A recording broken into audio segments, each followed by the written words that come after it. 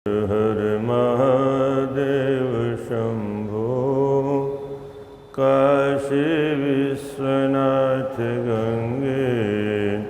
हर हर महादेव शंभो काशी विश्वनाथ गंगे। हर हर महादेव शंभो काशी विश्वनाथ गंगे। काशी विश्वनाथ गंगे मैया पार्वती संगे। काशी विश्वनाथ गंगे मैया पार्वती संगे। हर हर महादेव शंभो काशी विश्वनाथ गंगे। बोले राजा रामचंद्र भगवान की, काशी विश्वनाथ भगवान की, श्री बद्रीनाथ भगवान की, श्री केदारनाथ भगवान की, श्री रंगनाथ भगवान की, श्री वैकुंठनाथ भगवान की, श्री वेंकटेश्वर भगवान की, गंगा मैया की, यमुना मैया की, श्री हनुमतलाल जी महाराज की। नमः पार्वती पते हर हर महादेव। प्रभु कृपा से साक्षात मुक्तिदायिनी भगवान भोलेनाथ की नगरी में माँ गंगा की गोद में बैठ कर के हम आप भगवान भोलेनाथ को प्रसन्न करने के लिए साक्षात भगवान विश्वनाथ स्वरूप शिव पुराण के माध्यम से अपने जीवन की समस्याओं का समाधान प्राप्त करने का प्रयास कर रहे हैं। प्रातःकाल शिव पुराण के मंगलाचरण के बाद शौनकादिक ऋषियों का कलयुग के जीवों का उद्धार कैसे हो और कलयुग में जीव किस स्तर तक नीचे गिर गया है, चारों वर्ण और चारों आश्रमों की क्या दुर्दशा है, इसमें आपने ब्राह्मण और क्षत्रिय तक का श्रवण किया। प्रश्न यह उठ सकता है आपके अंतःकरण में कि आखिर इतना पतन हुआ कैसे। और ये सब हमारे देखते देखते, हम लोगों के देखते देखते, कभी कभी मुझे लगता है कि हम लोगों का जन्म सतयुग में हुआ था। हमारे देखते देखते इतना भयंकर कलयुग आ गया, आगे कैसा होगा। इसका एक ही उत्तर है और इसके लिए बहुत संपूर्ण देशवासियों को चिंतन करने की आवश्यकता है। हमारी शिक्षा हमें उपलब्ध नहीं है। दुर्भाग्य से 47 में भी जो अंग्रेज चले गए उनकी बनाई हुई मैकाले की शिक्षा को यहाँ मंजूरी दे दी गई और इसका दुष्परिणाम ये हुआ कि आज हम अपनी संस्कृति से, संस्कृत भाषा से, अपने वेदों से, शास्त्रों से, पुराणों से दूर हो गए, जिनमें वैदिक साहित्य, हमारे ऋषि महर्षियों की परंपरा, जिसमें भारतीय संस्कृति की झलक, जिसकी वजह से ये विश्व आज भी भारत के सामने झुकता है। ये विश्व जो आज भी भारत के सामने नतमस्तक होता है, ये भारत की वैज्ञानिक दृष्टिकोण से नहीं, हमारे ऋषि महर्षियों के सामने आज भी विश्व झुकता है। हम लोग भी उन ऋषि महर्षियों की चर्चा करते हैं। तो जिस देश की शिक्षा ही गलत है, विदेशी शिक्षा होगी, वहाँ का ब्राह्मण विशुद्ध ब्राह्मण कैसे हो सकता है। वहाँ का क्षत्रिय अपने धर्म का ज्ञान कहाँ से करेगा, वहाँ का व्यापारी वैश्य वर्ग अपने धर्म का ज्ञान कहाँ से प्राप्त करेगा, और शूद्र को भी अपने संस्कारों का ज्ञान कहाँ से होगा। इसलिए सारे समाज का पतन है।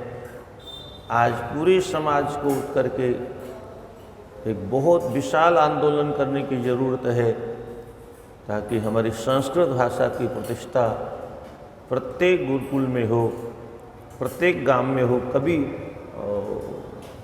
मालवीय जी से पूछा किसी अंग्रेज ने, पंडित मदन मोहन मालवीय से, मान लो आपको हम स्वतंत्र कर दें, आप कैसे चलाओगे देश को? तो उनका यही उत्तर था, हम गांव गांव में गौशाला खोलेंगे, गांव गांव में गुरुकुल खोलेंगे और अपने देश को जैसा पहले था विश्वगुरु वैसा ही बनाएंगे। पर हमारा दुर्भाग्य ये हुआ कि वो 46 में चले गए, यानी तथाकथित आज़ादी के पहले ही चले गए। 5 शिक्षा मंत्री रहे, उन्होंने सारे इतिहास को बदल के रख दिया। और वो तो बात की बात है, मैकाले शिक्षा उसको वो जड़ है। मैकालिक शिक्षा नहीं होती तो क्या बदलते हो? विदेशी शिक्षा है हमारे देश में। आज हमारे घरों में बच्चे अंग्रेज पैदा होते हैं। तो फिर वैश्य संस्कारहीनास्ते स्वधर्मत्यागशीलिनः कुपथः स्वार्जनतास्तुलाकर्म कुवृत्तयः। वैश्य वर्ग भी संस्कार से हीन हो गया, अपने अपने धर्म का त्याग कर दिया। कुपथाः, अब सतपथ क्या है वो तो मालूम ही नहीं उसे, तो कुमार्गगामी हो गए। केवल धनार्जन ही मुख्य जीवन का उद्देश्य रह गया। तुला कर्म कुवृत्तयः, नापना और तोड़ना मात्र, इसी में उनकी जीवन की चतुराई रह गई। गुरुजनों का सेवा करने की परंपरा बंद हो गई। देवताओं की पूजा अर्चना करने की जो वास्तविक विधि है वो बंद हो गई, और सब भक्ति से हीन हो गए। कुबुद्धयः, शास्त्र विरुद्ध आचरण करने लगे, क्योंकि शास्त्रों को पढ़ते ही नहीं। जब ब्राह्मण ही नहीं पढ़ते तो और क्या पढ़ेंगे? पुराने ज़माने में क्या होता था, ब्राह्मण क्षत्रिय वैश्य तीनों गुरुकुल में पढ़ते थे, तीनों को वही एक ही विषय पढ़ाया जाता था। ब्राह्मण ही ज़्यादा श्रेष्ठ क्यों होता था? उसका कारण ये था कि क्षत्रिय आकर के राजकाज में लग जाता था, वैश्य आके व्यापार में लग जाता था, ग्रंथों से दूर हो जाता था, शास्त्रों से दूर हो जाता था। परंतु ब्राह्मण जीवन पर्यंत इन शास्त्रों का अध्ययन करता था, और जो जितना अध्ययन करेगा वो उतना बुद्धिमान होगा, वो उतना प्रखर बुद्धि का होगा। इसीलिए ब्राह्मण चूँकि यावत जीवेत अधिते विप्र, ब्राह्मण जन्म पर्यंत जीवन पर्यंत अध्ययन करता था शास्त्रों का। इसलिए जब किसी क्षत्रिय के सामने समस्या आती थी तो पुरोहित के पास में जाते थे, जब किसी वैश्य के पास में समस्या आती थी तो ब्राह्मणों के पास में जाते थे, किसी शूद्र के सामने समस्या आती थी वो भी वहीं जाकर के समस्या का समाधान प्राप्त करते थे। तो अब ब्राह्मण ही स्वयं शास्त्रों से रहित हो गए, वो भी मैकाले की शिक्षा पढ़ते हैं, और उसके बाद में सब सिनेमा देखते हैं, अब मोबाइल देखते हैं, इसलिए सब संस्कारों से विहीन हो गए।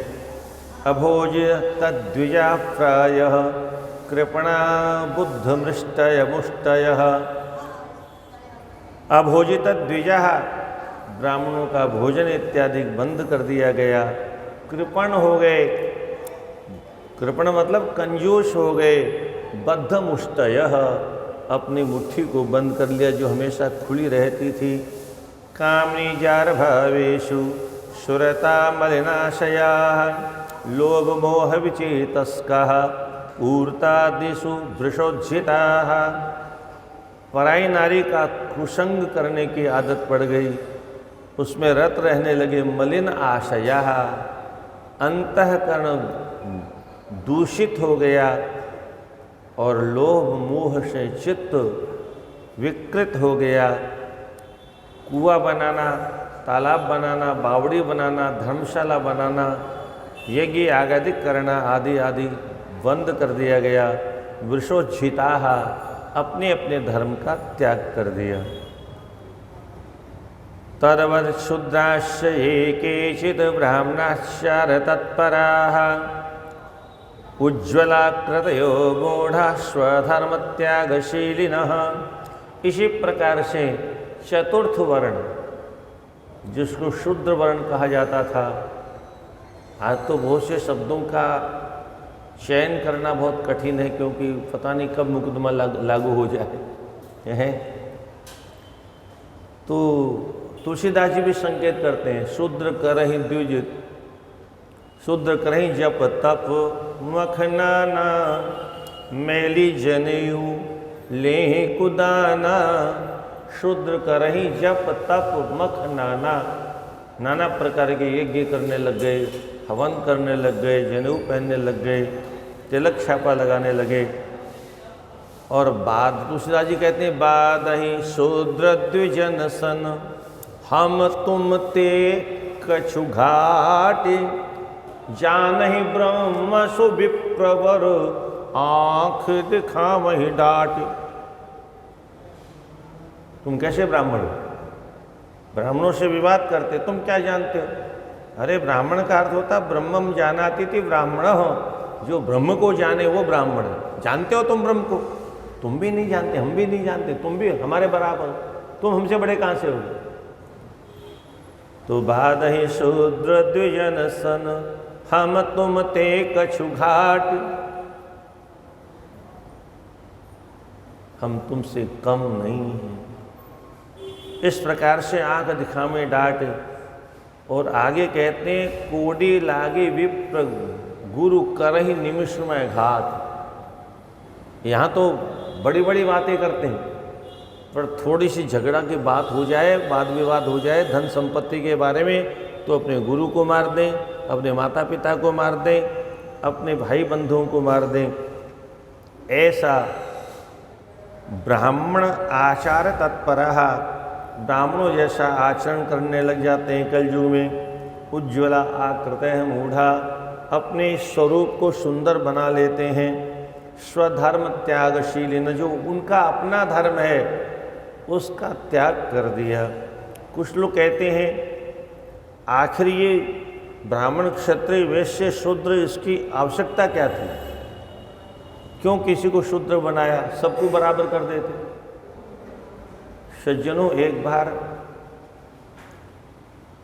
ऐसा हुआ, लक्ष्मण जी ने भगवान से प्रार्थना की, बोले भगवान सबको बराबर कर दो।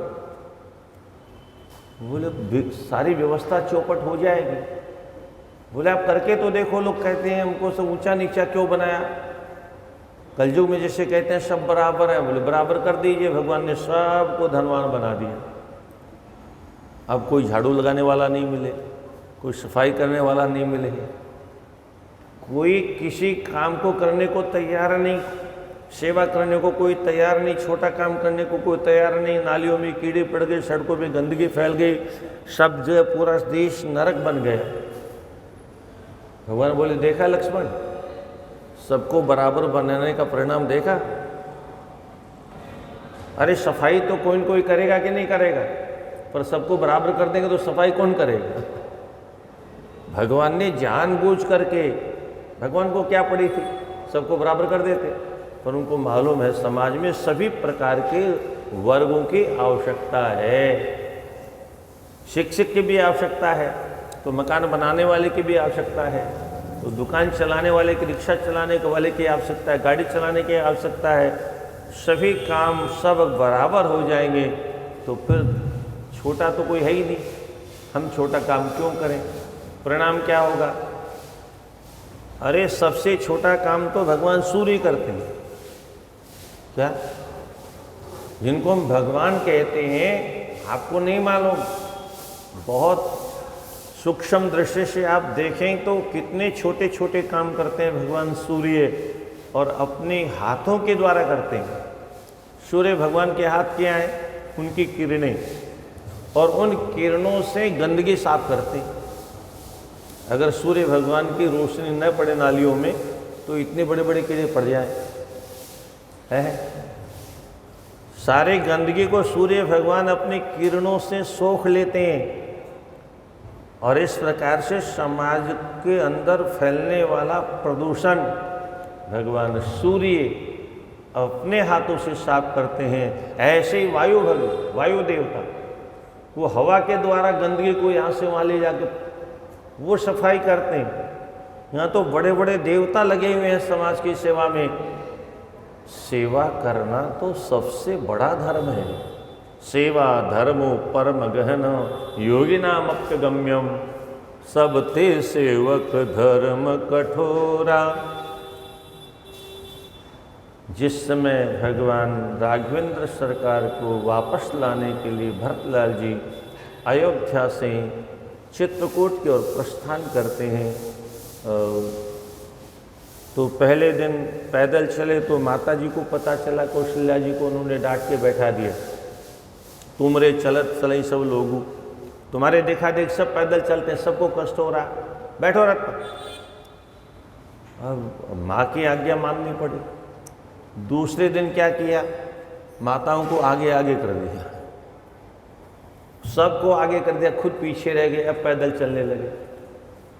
अब सेवक कहें नाथ हो आप रथ पर बैठो ना, आप घोड़े पर बैठो ना, आप हाथी पर बैठो ना। तो वहाँ भरत जी कहते हैं सिर भर जाऊं उचित असमोरा। उचित तो ये है मेरे मित्रों, मुझे जिस धरती पर मेरे राम ने पैर रखे उस धरती पर मुझे अपना मस्तिष्क रखना चाहिए। आइए, अपना मस्तिष्क रखना चाहिए, सर के बल पर मुझे चलना चाहिए। और इसी सिद्धांत का पालन करने के लिए कालांतर में जब वापस भगवान राम ने भेज दिया पादुका दे करके, तो भरत जी धरती पर नहीं रहे। क्यों नहीं रहे? बोले धरती पर तो मेरे राम हैं, और जहाँ राम है उनके बराबर मैं भी रहूं तो सबते सेवक धर्म कठोरा। इस सेवक का धर्म का पालन कैसे होगा? इसलिए का साथ कुशरी सवारी और मई खनी कुश सारथी सवारी, खोद करके धरती को गड्ढा बनाया और तहखाना बना करके तहखाने में रहकर भजन करते। बोले अब भगवान के चरण मेरे मस्तिष्क पर रहेंगे। ये है सेवक का धर्म। इसलिए सेवक कोई छोटा नहीं होता है। हमारे इस शरीर में सबसे ज़्यादा सेवा कौन करता है? पैर। और इसलिए पैर की पूजा होती है, इसलिए प्रणाम पैरों में किया जाता है कि तुम कितने महान हो। सभी लोग एक दूसरे के जब भी बड़ों का सामना होता है तो उनके चरणों में प्रणाम करते हैं, क्योंकि प्रत्येक व्यक्ति का पैर, जिसको हम ब्राह्मणोश्च मुखमाश्रित बाहुराजन्य कृतहरो तद्वेश्य परिभंगुं शूद्रो अजायत। उस विराट परमात्मा के मुखारविंद से ब्राह्मण की उत्पत्ति होती है, उस विराट परमात्मा के भुजाओं से क्षत्रियों की उत्पत्ति होती है, उस विराट परमात्मा के यहाँ से लेके जंघा तक वैश्य समाज की उत्पत्ति होती है, और पैरों से शूद्रों की उत्पत्ति होती है सब भगवान के अंग प्रत्यंग। भगवान से इतर तो कुछ है ही नहीं। मत्तः परतरम नान्यत् किंचिदस्ति धनंजय। सब कुछ मैं ही हूँ, मेरे अलावा अहमेवासमेवाग्रे नान्यत् सत्सत्परम। सत असत मेरे अलावा कुछ था नहीं, कुछ है नहीं, कुछ होगा नहीं। सृष्टि के आदि में भी मैं था, मध्य में भी मैं ही हूँ, और सृष्टि के अंत में भी मैं ही रहूँगा। मेरे अलावा कुछ नहीं है। जित देखूं तित श्याममय। ब्रज के रसिक कहते जिधर नजर पड़ती है मुझे तो श्याम ही श्याम दिखाई देते हैं, श्याम के अलावा कुछ नहीं है। हमारे दृष्टि में संसार बसा हुआ है, पर जो योगी हैं, जो ऋषि हैं, जो महर्षि हैं, जो तपस्वी हैं, वो सब में भगवान का दर्शन करते हैं। ईश्वर सर्वभूतानां अहमेवास के अलावा अहम सर्वेषु भूतेषु भूतात्मा अवस्थित सदा। तमवज्ञाय माम मर्ते कुरुते अर्चा विडंबनम। भागवत जी में तो कपिल भगवान इतनी बड़ी बात कहते हैं जिसकी हम आप कल्पना भी नहीं कर सकते। वो कहते हैं अहम सर्वेषु भूतेषु भूतात्मा अवस्थिता सदा, सभी प्राणियों के अंदर आत्मा के रूप में मैं ही विराजमान रहता हूँ। और माम हित्वा, मेरा अपमान करके, कुरुते अर्चा विडंबनम, जो लोग मनुष्य के अंदर रहने वाले मुझ परमात्मा का अपमान करता है और मंदिरों में जाकर के अर्चा विग्रह की पूजा करता है, वो केवल पूजा करने का नाटक करता है। क्या कह दिया? मंदिरों में पूजा करने का केवल नाटक करता है, जो हर जीव में रहने वाले मुझ परमात्मा को नहीं देखता है। हर जीव में रहने वाले परमात्मा का जो सम्मान नहीं करता है, केवल मंदिर में जाकर के ओम जय जगदीश हरे करने वाला, ये भगवान कपिल का वाक्य है। इसका तात्पर्य क्या है? क्यों ऐसा कहा भगवान कपिल ने? यह भी समझे बिना गाड़ी चलेगी नहीं, इसलिए उसको समझिए। मंदिरों में जितनी भी मूर्तियां हैं, किसने बनाई? किसने बनाई? इंसान ने। और ये जितनी मूर्तियां किसने बनाई? भगवान ने। क्या? जगत में चाहे गाय है, चाहे भैंस है, चाहे घोड़ा है, चाहे गधा है, चाहे खच्चर है, चाहे ऊँट है, चाहे मनुष्य है, चाहे पशु है, चाहे पक्षी है, चाहे देवता, यक्ष, किन्नर, गंधर्व, सिद्ध, चारण, दानव, मानव, ऋषि, महर्षि, अमलात्मा, बिमलात्मा, हंस और परमहंस, जितने भी संसार में जीव हैं 84 लाख योनियों में, अनंत अनंत अनंत अनंत अनंत अनंत ब्रह्मांडों में जितने भी सूर्य चंद्रमा ब्रह्मादि देवता हैं, सब का निर्माण करने वाला कौन? परमात्मा। बनाने वाला भी और सब में विराजमान भी वही, बोल भी वही रहा, जिह्वा में बैठ के बोलने की शक्ति भी वही दे रहा, आंखों में बैठ के वही देख रहा है, कानों में बैठ के वही सुन रहा है, हाथों में बैठ के काम वही कर रहा है, पैरों में बैठ के चल वही रहा है, मन में बैठ करके संकल्प विकल्प भी वही कर रहा है, बुद्धि में बैठ करके निर्णय भी वही कर रहा है, सब कुछ वही कर रहा है। और उस परमात्मा को हम पहचानते नहीं। तो भगवान कहते अपनी बनाई हुई जो मूर्तियां हैं उसमें तो तुम भगवान मान की पूजा करते हो, अपने हाथों से बनाई हुई जो मूर्तियां हैं उनको तो कहते हो जय जगदीश हरे, वो जगदीश है, और मेरी बनाई हुई मूर्तियों का तुम अपमान करते हो। उससे सिद्ध क्या हुआ? केवल नाटक करते।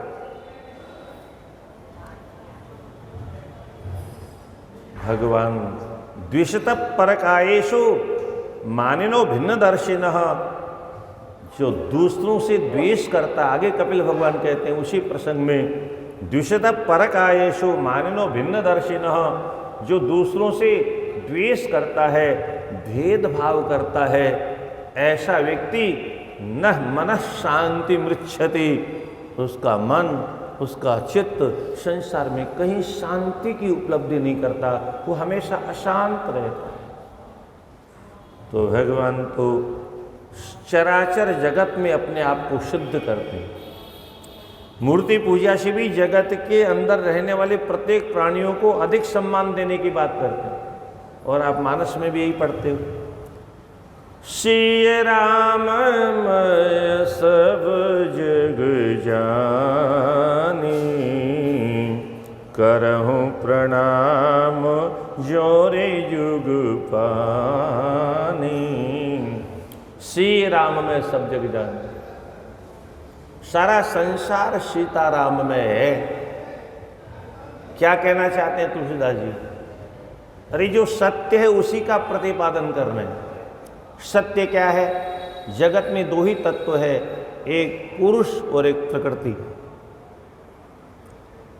पुरुष परमात्मा भगवान नारायण, पुरुष परमात्मा भगवान विश्वनाथ, और प्रकृति भगवती पराम्बा जगत जननी माँ लक्ष्मी, अथवा उसे आप सीता कह सकते हैं, राधा कह सकते हैं, पार्वती अम्बा कह सकते हैं। वो प्रकृति है। जगत में जितने भी पुरुष हैं वो भगवान नारायण के अंश हैं, जितनी भी माताएं हैं वो भगवती लक्ष्मी की अंशभूता हैं। इसलिए कहा श्री राम में सीताराम के अलावा कुछ भी नहीं है। ये तो चूंकि मैंने आपको बताया हम मैकाले की शिक्षा पढ़ते हैं, इसलिए हमको आज किसी भी माँ बहन का सम्मान करना नहीं आता, उचित दृष्टि से देखना नहीं आता, व्यवहार करना नहीं आता। नाना प्रकार का पाप मनुष्य सिनेमा देख के करता है। तो यहाँ संकेत किया सर्वत्र परमात्मा का दर्शन करना चाहिए। तो सबको बराबर परमात्मा बना नहीं सकते। स्वयं भगवान बने विविध रूप में, अपने को ही उन्होंने ब्राह्मण बनाया, अपने को ही उन्होंने क्षत्रिय बनाया, अपने को ही उन्होंने वैश्य बनाया, अपने को ही उन्होंने शूद्र बनाया। और कहाँ से लाए? और तो कुछ था ही नहीं। ईश्वर के अलावा तो कुछ था नहीं। सृष्टि के आदि में न कोई स्त्री थी न कोई पुरुष था। ये तो आज का विज्ञान भी मानता है, कुछ भी नहीं था।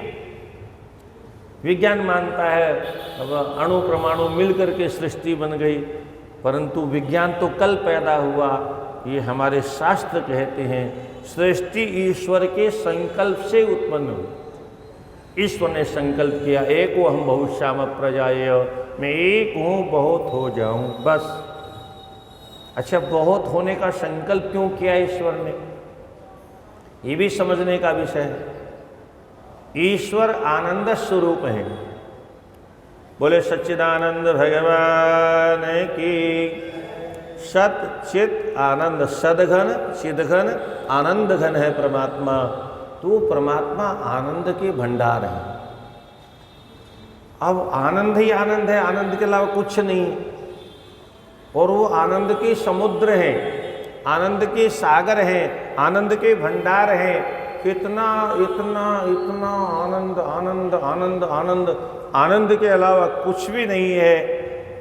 परमात्मा ने कहा अब इतना आनंद है और मैं अकेला इतना आनंद का अनुभव कैसे करूं? तो इतने आनंद का अनुभव करने के लिए परमात्मा ने अपने विविध रूप बना लिए। और ये 84 लाख योनियों में अपने ही विविध रूप बना करके अपने आनंद को विविध रूपों में उपभोग कर रहा है। इसको आप ऐसे समझो जैसे कभी हम एक थे, फिर 1 से 2 हुए पति पत्नी, फिर 2 से 10-20 हो गए, और बुढ़ापे में बैठ कर के अपने बच्चों की लीला देखते रहते हैं बैठे बैठे। क्या आनंद लेते रहते हैं। कोई गिरा, कोई पड़ा, कोई उठा, कोई रोया, कोई गाया, तो बैठे बैठे लोग आनंद लेते हैं ना अपने बच्चों का देख के। ऐसे परमात्मा भी अपने ही बनाई हुई इन मूर्तियों का आनंद लेते रहते हैं। कोई रो रहा है, कोई गा रहा है, कोई चिल्ला रहा है, कोई हाय हाय, कोई जो भी कुछ हो रहा है उसका वो आनंद लेने के लिए तो उसने बनाया, आनंद ले रहा है। इसलिए अपने ही आनंद को विविध रूपों में लेने के उद्देश्य से क्रीडार्थमात्मनमिदं त्रिजगतं कृतं ते स्वाम्यं तु तत्र कुधियो पर ईश कूर्यो। विंध्यावली कहती है ये आपने खिलौने बनाए अपने खेलने के लिए। मतलब क्या हुआ? हम खिलौने हैं, परमात्मा ने बनाया है अपने खेलने के लिए। अब वो जैसा खेलना चाहे उसे खेलने दो। वो पटके तो गिर जाओ, दर्द हो तो रोने लगो, उठ करके झाड़ करके चल दो, कोई हो तो रो लो, नहीं हो तो चुपचाप चल दो उठ के। बच्चे क्या करते हैं? कोई देखने वाला होता तो रोने लगते हैं, और देखता है कोई नहीं देख रहा है तो उठ के झाड़ के चल देता है क्योंकि कोई पुचकारने वाला है ही नहीं। रोने का मजा तो तब आता है जो कोई पुचकारने वाला हो। कोई पुचकारने वाला नहीं तो रोने का मजा ही नहीं आता, चल दो उठ करके। तो ये संसार ईश्वर के द्वारा निर्मित है। स्वयं ईश्वर ही विविध रूप, नथिंग से जो सारा जगत बना दिया, कुछ भी नहीं था। अपने ही द्वारा अनंत अनंत सूर्यों का निर्माण किया, अपने ही अग्नि बन गए, अपनी ही पृथ्वी बन गए, अपनी ही वायु बन गए, अपने ही जल बन गए, सब कुछ बन गए। ये आप लोग भागवत में भी सुनते रहते हैं, 25 तत्वों का निर्माण, 24 तत्व बनाए, फिर 25वां जीव तत्व बनाया, हजारों साल वो पानी में पड़ा रहा अंडाकार, फिर कोई हरकत नहीं हुई, तब स्वयं उसमें प्रवेश किया, तब इसमें हरकत प्रारंभ हुई, तब ये अंडा फूटा, उसमें विराट परमात्मा का प्रादुर्भाव। तो वो जब, अच्छा ये वर्तमान में भी सत्य है, जब तक वो बैठा है तब तक ये सब हरकत हम कर रहे हैं, और जिस दिन वो जिस क्षण साथ छोड़ देगा वो दूसरे क्षण मट्टी, कुछ भी नहीं था, ये हो भी नहीं सकता। ये तो मैं तो कभी कभी विधाता को धन्यवाद देता हूँ, जय प्रभु, अरे विधाता क्या कमाल किया, क्या है शरीर में, देहेस्तिमास रुधिरे अभिमतिम त्यजत्वम जाया सुतादु सदा ममताम विमुंच पश्या निशम जगदिदम क्षणभंग निष्ठम वैराग्य राग रसिको भव भक्त निष्ठ। क्या है इस शरीर में, केवल गंदगी के अलावा कुछ भी नहीं है। कितना परिश्रम किया होगा विधाता ने, सारी दुनिया की गंदगी को इकट्ठा किया। क्या किया, दुनिया भर का कचरा, जितनी गंदगी दुनिया में हो सकती थी, वो सारी गंदगी इकट्ठी करने के बाद में ढांचा तैयार किया और ऊपर से थाप थोप दिया, मांस और रक्त मिला करके, और ऊपर से चमड़ी से ढक दिया। ओहो साहब क्या गजब हो गया है, जो देखता है वही मोहित हो जाता है क्या इसके अंदर, कुछ नहीं, गंदगी ही गंदगी है, गंदगी के अलावा कुछ नहीं। इतना गंदा है मनुष्य का, इतना गंदा, इतना गंदा, इतना आप समझ लो दुनिया में जितनी गंदगी है इंसान की फैलाई हुई है।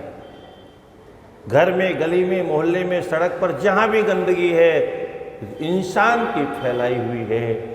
इतना गंदा है इंसान, उसके बाद में भी रात दिन मूंछों पर ताव दे के पता नहीं अपने आप को क्या समझता है, कुछ नहीं, और जो कुछ है उसकी वजह से है। जब तक वो यहाँ बैठा है तभी तक हम किसी के पिता हैं, वो जब तक यहाँ बैठा है तभी तक किसी की माँ है, तभी तक किसी के पति हैं, पत्नी हैं, बेटा है, बेटी है, भाई है, बहन है, मित्र हैं, शत्रु हैं, अड़ोसी अथवा पड़ोसी हैं। नारायण नारायण नारायण नारायण नारायण नारायण, उसके बाद में कुछ भी नहीं है। माता भी बोले मर गई, पिताजी बोले मर गए, अब मर क्या गया, जैसी आंख थी वैसी आंख है, जैसा कान था वैसे कान है, जैसे नाक था वैसे नाक है, जैसे गाल थी वैसे हाथ पर, सब कुछ तो वैसा का वैसा है। क्या मर गया। सजनों, जिसको हम मैं बोलते हैं, मैं कभी मर नहीं सकता और मेरा कभी रह नहीं सकता। ये शरीर मैं नहीं, ये तो मेरा है। इसमें जो रहने वाला परमात्मा है, मैं तो हम उसे कहते हैं। मैं बोल करके इसके भीतर जो रह रहा है, बोल तो वो रहा है, जीभ थोड़ी बोल रही है। जीभ अगर बोलती होती तो जीभ तो मुर्दे के पास में भी होती है। आंख अगर देखती होती तो आंख तो मुर्दे के पास में भी होती है। हाथ अगर काम करते होते तो हाथ मुर्दे के पास में भी होते हैं। पैर अगर चलते होते तो पैर मुर्दे के पास में भी होती। सब कुछ है उसके पास में, पर चूंकि वो जीवात्मा, जिसमें आत्मा विराजमान, ममे वांशो जीव लोके जीव भूत सनातन, ईश्वर जीव अविनाशी, चेतन अमल सहज सुख राशि। ये चेतन है, जड़ नहीं है, अमल है, निर्मल है, और दोष इसमें है ही नहीं। अब ये चेतन है तो जड़ता कहाँ से आई? जड़ संसार को, जड़ शरीर को अपना मानने के कारण मेरा है, मैं हूं, मैं हूं, इसको मैं मानने से ये दृढ़ विश्वास हो गया कि ये शरीर ही मैं हूं, जबकि शरीर मैं नहीं हूं। शरीर में मैं रहता हूं, ये मेरी रहने की झोपड़ी है। जैसे इस घर में रहता हूं, घर में नहीं हूं, ऐसी झोपड़ी में रहता हूं, झोपड़ी में हूं नहीं, ये झोपड़ी मेरी है। ऐसे शरीर मेरा है। आपने कहा मेरे पेट में दर्द हो रहा है, तो दर्द किस में हो रहा है? मेरे पेट में, और मेरे में थोड़ी हो रहा है। मेरे में नहीं हो रहा है, मेरे पेट में हो रहा है। मैंने कहा मेरी आंख फूट गई, तो मेरी आंख, मैं थोड़ी फूट गया, मेरी आंख फूट गई। मेरी टांग टूट गई, तो मेरी टांग टूट गई, मैं थोड़ी टूट गया। मैं अलग हूं, मेरा टांग से क्या संबंध है? मेरे हाथ में चोट लग गई तो मेरे हाथ में लगी, मेरे में।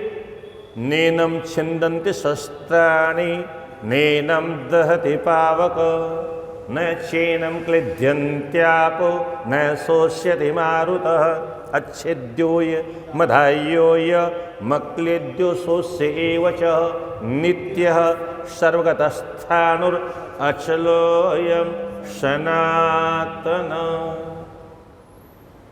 सब कुछ लिखा है शास्त्रों में, परंतु हमको पढ़ने का समय नहीं है। गुरुकुल में पढ़ाया नहीं जाता, वहाँ मैकाले की शिक्षा पढ़ाई जाती है।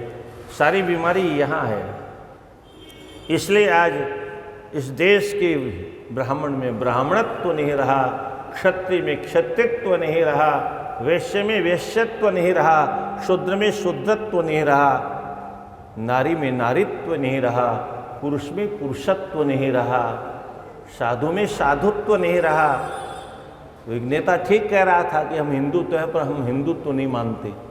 अरे वो हिंदुत्व है पर उसमें हिंदुत्व है ही नहीं। वो मनुष्यत्व है पर मनुष्यत्व है ही नहीं उसके अंदर।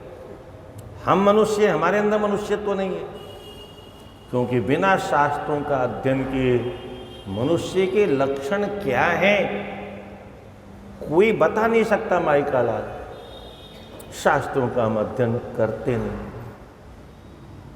धृति क्षमा दमोस्तेयम शोचमेन्द्रिय निग्रह धीर विद्या सत्यम क्रोधो दस्कम धर्म लक्षण। ये 10 मानव धर्म के लक्षण हैं। और भागवत जी में तो 30 प्रकार के मानव धर्म की चर्चा है। ये 30 लक्षण अगर हमारे अंदर हैं, छोड़िए 30 की बात, एक ही हो, एक भी नहीं।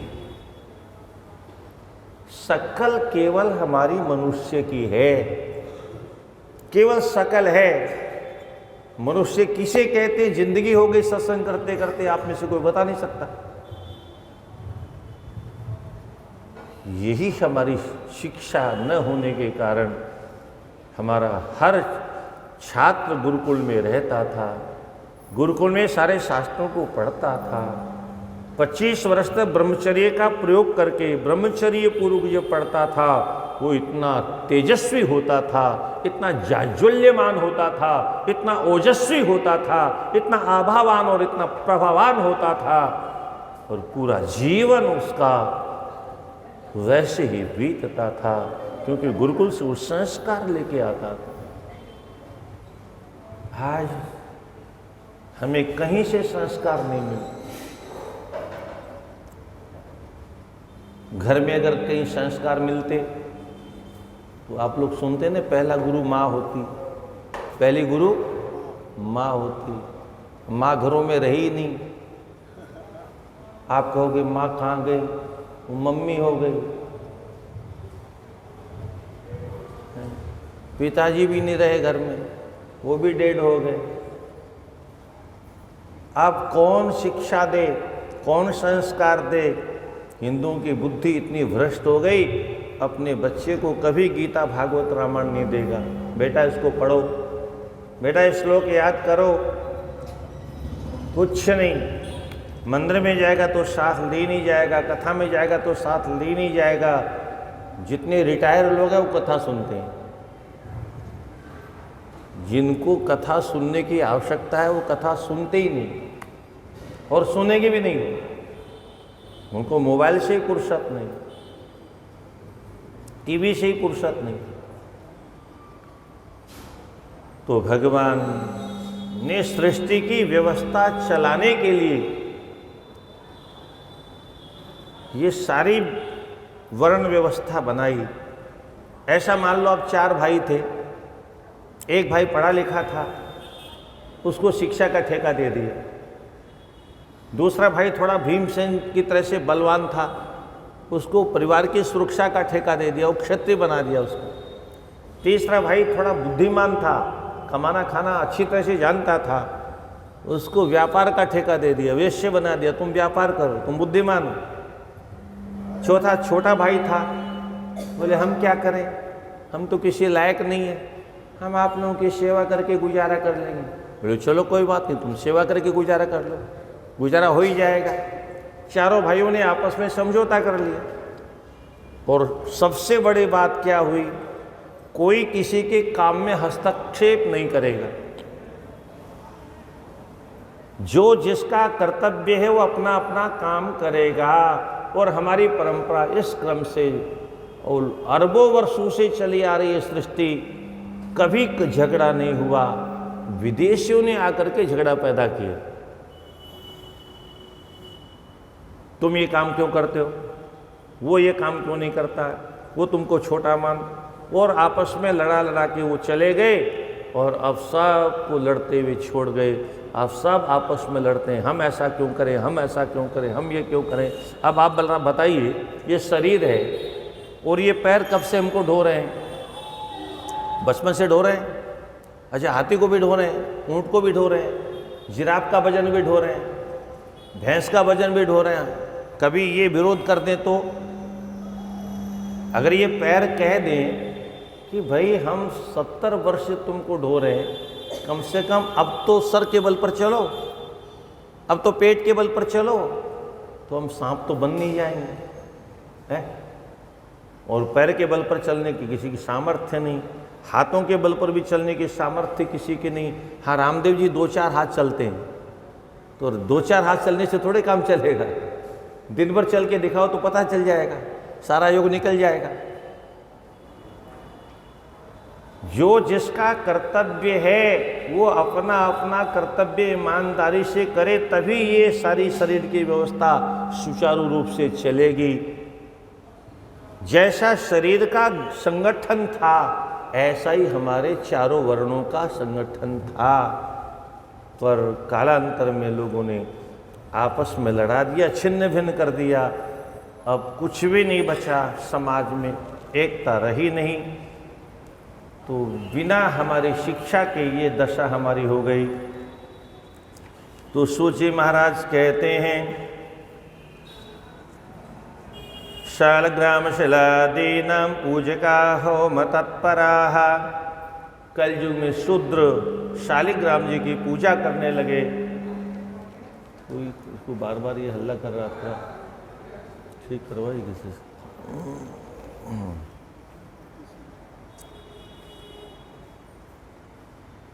तपस्या करने लगे। द्विज तेजोपहारकः, ब्राह्मणों का जो कर्तव्य उसको हाथ में ले लिया। वैदिक मंत्रों का उच्चारण करने लग गए। और शिशु अल्प मृत्युकारश्य, छोटे छोटे शिशुओं को मारने के लिए अभिचार यज्ञ करने लग गए। शालिग्राम जी की पूजा करने लगे, ब्राह्मणों से द्वेष करने लगे, प्रतिकूल आचरण शास्त्रों के विरुद्ध आचरण करने लग गए। धनवंतः कुकर्माणो विद्यावंतो विवादिनः, आख्यानोपासना धर्म वक्तारो धर्मलोपकाः।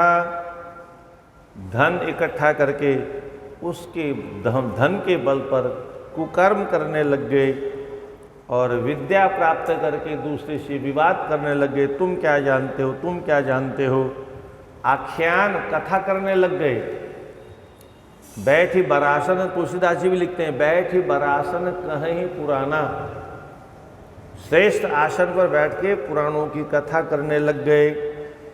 आख्यानोपासना धर्म, भगवान की उपासना करने लगे। धर्म वक्ता रह, अपने आप को धर्म का मैं वक्ता हूँ ऐसा मान करके व्यास गद्दी पर बैठने लग गए। परंतु वहाँ बैठ के करते क्या है? धर्म लोपकाः, धर्म का विनाश करते हैं। क्योंकि संपूर्ण शास्त्रों का अध्ययन जिसने नहीं किया वो अगर धर्म का प्रचार करेगा तो धर्म का प्रचार कैसा करेगा? झोले छाप डॉक्टरों को गवर्नमेंट क्यों पकड़ती? क्योंकि जो पूरी डॉक्टरी की पढ़ाई नहीं किया है वो अगर किसी का इलाज करेगा तो मारेगा। किसी भी कोई मास्टर की पूरी डिग्री नहीं लिया है तो टीचर नहीं बन सकता। तो जो शास्त्रों को नहीं पढ़ा व्यास गद्दी पर कैसे बैठ सकता है? अगर व्यास गद्दी पर बैठेगा तो धर्म को कचरा बना देगा। वही आज हो रहा है। जिसको व्यास गद्दी पर बैठने का अधिकार नहीं है, शास्त्रों का अध्ययन नहीं किया और व्यासपीठ पर बैठ कर के समाज को, और समाज इसीलिए शास्त्रों के विषय में नहीं जानता है, इसीलिए हिंदू मजार पर जाने लगा, इसलिए साईं बाबा को भगवान बना दिया। अगर शास्त्रों को ठीक से जानते होते तो विद्वानों के संपर्क में रहने वाला कोई भी मजार पर नहीं जाता, कोई भी साईं बाबा के सामने भगवान बोल करके उनकी आरती नहीं करता। पर अधिकतर क्या सभी हिंदू ही जाते हैं और कोई जाता ही नहीं। और आश्चर्य की बात यह है कि हमारे लक्ष्मीनारायण भगवान से उन पर विश्वास नहीं, सीताराम भगवान पर विश्वास नहीं, राधा कृष्ण भगवान पर विश्वास नहीं कि वो कुछ देंगे। हनुमान जी महाराज बैठे हैं, अष्ट सिद्धि नवनिधि के दाता, अशबर दीन जानकी माता। ये अष्ट सिद्धि नवनिधि के देने वाले, इन पर विश्वास नहीं। कहाँ जाता है? मुर्दे के पास जाता है। हे मुर्दे तू ही कुछ झोली भर दे, मुर्दे तू ही झोली भर दे। मुर्दा क्या देगा? इतनी बुद्धि भ्रष्ट हो गई। हनुमान जी में कितनी शक्ति है, क्या क्या देख सकते हैं हनुमान जी। हनुमान जी इस लोक की संपत्ति भी दे सकते हैं, राधे, और परलोक की संपत्ति भी दे सकते हैं। किसी को दिया है? बोले हाँ। तुम उपकार सुग्रीव ही कीन्हा, तो राम मिलाय राजपद दीन्हा। ये हनुमान जी की क्षमता है। सुग्रीव ने हनुमान जी पर विश्वास किया तो हनुमान जी ने यह लोक भी बना दिया और परलोक भी बना दिया। यह लोक कैसे बनाया? राजगद्दी दे दी। परलोक कैसे बनाया? राम जी से मित्रता करवा दी, तो लोक भी बन गया और परलोक भी बन गया। संसार में राजगद्दी मिलने से ये लोक बन गया और भगवान राम से मित्रता होने से परलोक भी सुधर गया। यानी भगवान के एक छोटे से सेवक है हनुमान जी। इन हनुमान जी का आश्रय लेने पर सुग्रीव को लोक और परलोक दोनों बन गए।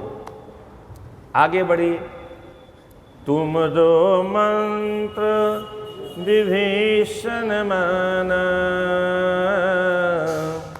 लंकेश्वर भय सब जग जाना। थोड़ा बढ़ाओ भैया। तुमरो मंत्र विभीषण माना, लंकेश्वर भय सब जग जाना। किसी एक ने नहीं जाना, दो ने नहीं जाना, सब जग, सारा संसार इस बात को जानता है।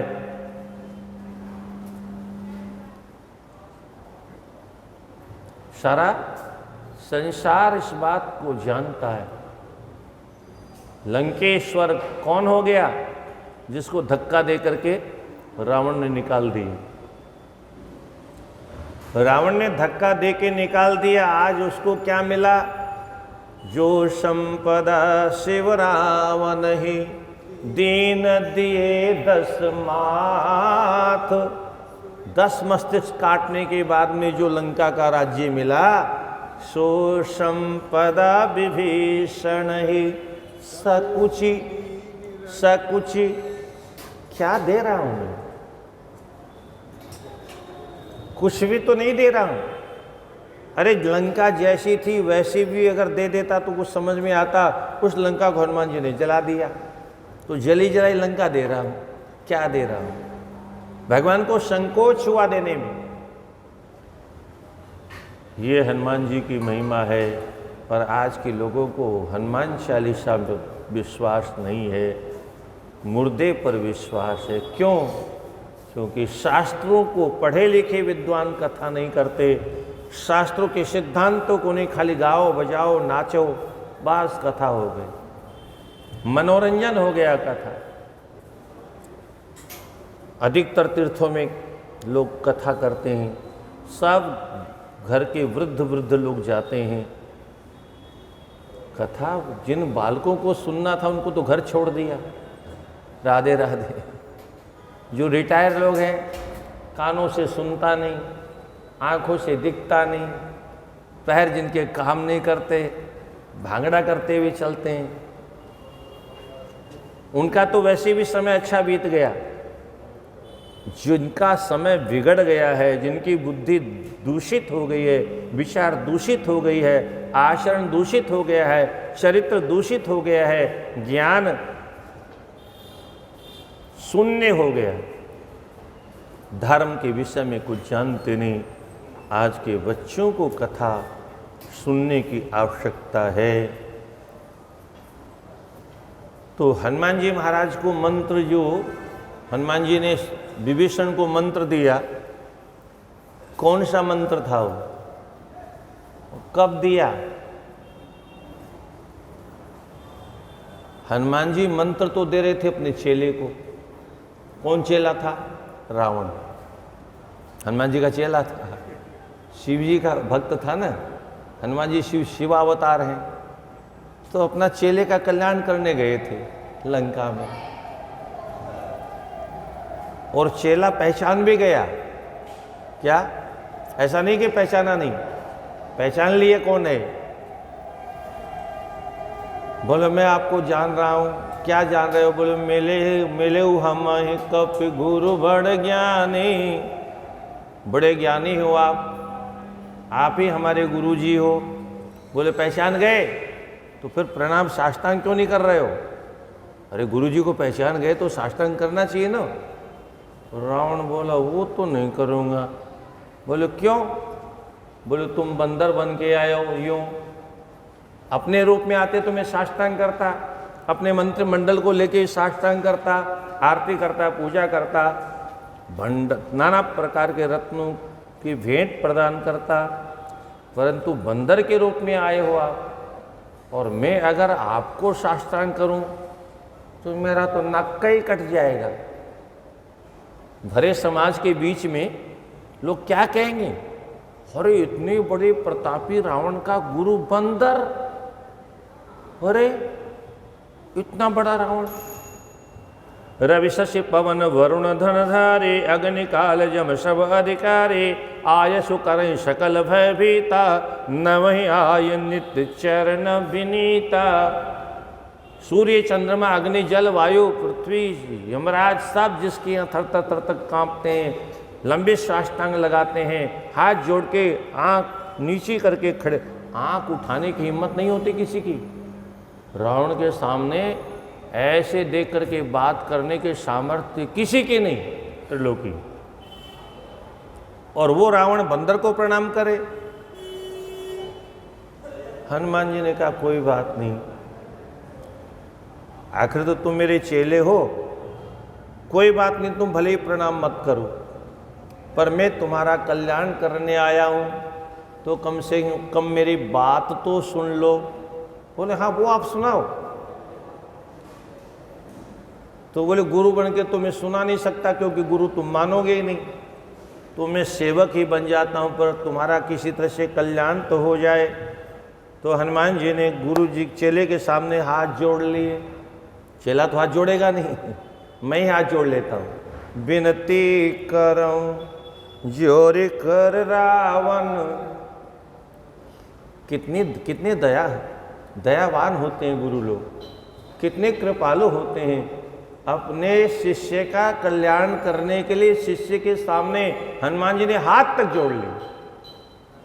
विनती करऊं जोर कर रावण, सुनहु मान तजी।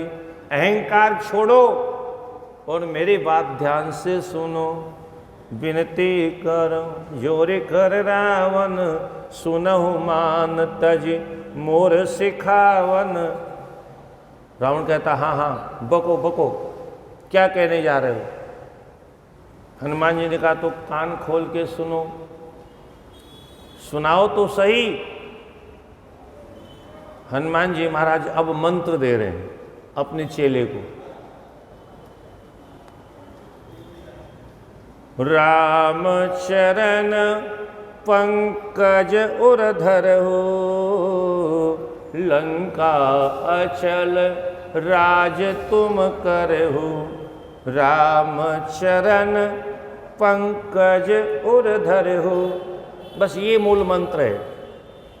भगवान राम के चरण कमलों को अपने हृदय में धारण कर लो और भगवान के चरणों को हृदय में धारण करने का फल क्या है वह भी सुन लो। लंका अचल राज तुम करो, फिर लंका में अचल राज्य तुम्हारा हो जाएगा। रावण बड़े जोर से अट्टहास करके हंसा, बोले आखिर बंदर ही तो है गुरु जी। अरे मूर्ख बंदर, मैं तो लंका का ऑटोमेटिक राजा हूं और वो राजा बनने के लिए मुझे तपस्वी की चरणों को हृदय में धारण करने की जरूरत क्या है, मैं तो राजा हूं। हनुमान जी बोले ये तो मैं भी देख रहा हूं तुम राजा हो, पर ये कुर्सी चलायमान है, ये डगमग डगमग होती रहती है, कभी किसी पार्टी के पास चली जाती है, कभी किसी पार्टी के पास चली जाती है। ये अस्थाई नहीं है, ये अस्थाई व्यवस्था है। मैं कहता हूं इसको अस्थाई करने की इच्छा हो तो राम चरण पंकज उरधर हो, तो लंका अचल, फिर ये अस्थाई हो जाएगी। ये अस्थाई तुम्हारे लिए सदा सर्वदा के लिए हो जाएगी। अन्यथा मुझे तो विभीषण की ओर जाती हुई दिख रही है। ये तुम्हारी कुर्सी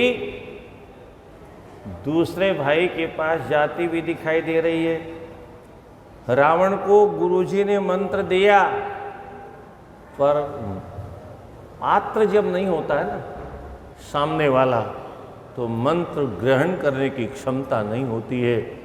गुरुजनों की शिक्षा ग्रहण करने के लिए पात्र चाहिए, और जिस पात्र में पात्रत्व नहीं है, गुरु चाहे जितना बड़ा हो, पात्र में ही छेद हो तो क्या होगा, पात्र ही गंदा हो तो क्या होगा।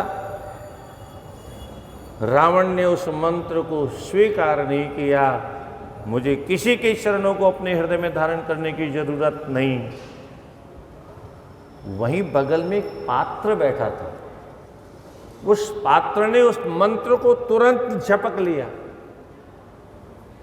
जैसे कोई कहीं गेंद फेंके और बीच में कोई लपक ले, ऐसे ही उसने तो ग्रहण नहीं किया, बगल में बैठे हुए विभीषण ने उस मंत्र को तुरंत पकड़ लिया।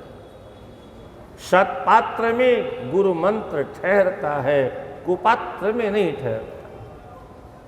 सत्पात्र में गुरु का आदेश ठहरता है, सत्पात्र में गुरु का उपदेश ठहरता है। विभीषण ने उस मंत्र को ले लिया, और जब पूछा उस पार में जाने पर कौन हो, कहाँ से आए हो, तो तुरंत विभीषण ने ताल ठोक के कहा श्रवण सुजस सुनि आए। ऐसे नहीं आया हूं, गुरुजी ने मुझे मंत्र दिया, उनके मुखारविंद से मैंने श्रवण, कानों से भगवान का सुयस सुना, तो श्रवण सुजस सुनि आयो। क्या सुना, बोलो प्रभु भंजन भव वीर। भगवान राम संसार की सारी पीड़ा मिटाने वाले हैं। त्राहि त्राहि आरत हरन, शरण सुखद रघुवीर। शरण में आने वालों, शब्द कैसा प्यारा है, शरण सुखद रघुवीर। शरण में जो आता है उसको सुख देते हैं, जो शरण में आता ही नहीं उसका ठेका थोड़े। गीता में भगवान शर्म मंत्र देते हुए अर्जुन से कहते हैं, सर्वधर्मान परित्यज्य मामेकं शरणं व्रज। माम एकम, एकमात्र मेरी शरण में आ जा। बोलो सब धर्मों को छोड़ने का पाप तो नहीं लगेगा? अरे बोले क्या बात करते हो, मैं बैठा हूं ना। अहम त्वा सर्व पापेभ्यो मोक्षयिष्यामि मा शुचो। चारों दिशाओं से अगर तुम्हारी ओर कोई पाप आता होगा तो उस पाप से मैं तुम्हें मुक्त कर दूंगा। अब ठाकुर जी कहते हैं बस मेरी शरण में आ जा, परंतु हम हैं कि सुनने को तैयार नहीं। तो भगवान की अद्भुत व्यवस्था है सज्जनों, परंतु हम चूंकि शास्त्रों को पढ़ते नहीं, शास्त्रों को पढ़ने वाले, अब बोले वो छोटा सा बच्चा कथा कर रहा है, वो 10 वर्ष का बाल। अरे भाई बड़ी भारी समस्या है, पेट में से सुखदेव जी बन के आया क्या हो? पर लोग भीड़ लगा लेते हैं, पैसे की वर्षा कर देते हैं, उसकी हिम्मत बढ़ जाती है, वो छा जाता है पूरा मीडिया पर। और परिणाम क्या है कि हम आप जो हमें उपलब्ध होना चाहिए वो उपलब्ध नहीं होता।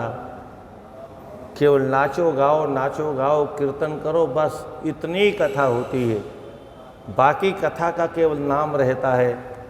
और सबसे बड़ी समस्या, कथा कहने वाला वक्ता अगर स्वयं जो कहता है उसका आचरण नहीं करता तो उसकी कथा का कोई प्रभाव पड़ने वाला नहीं।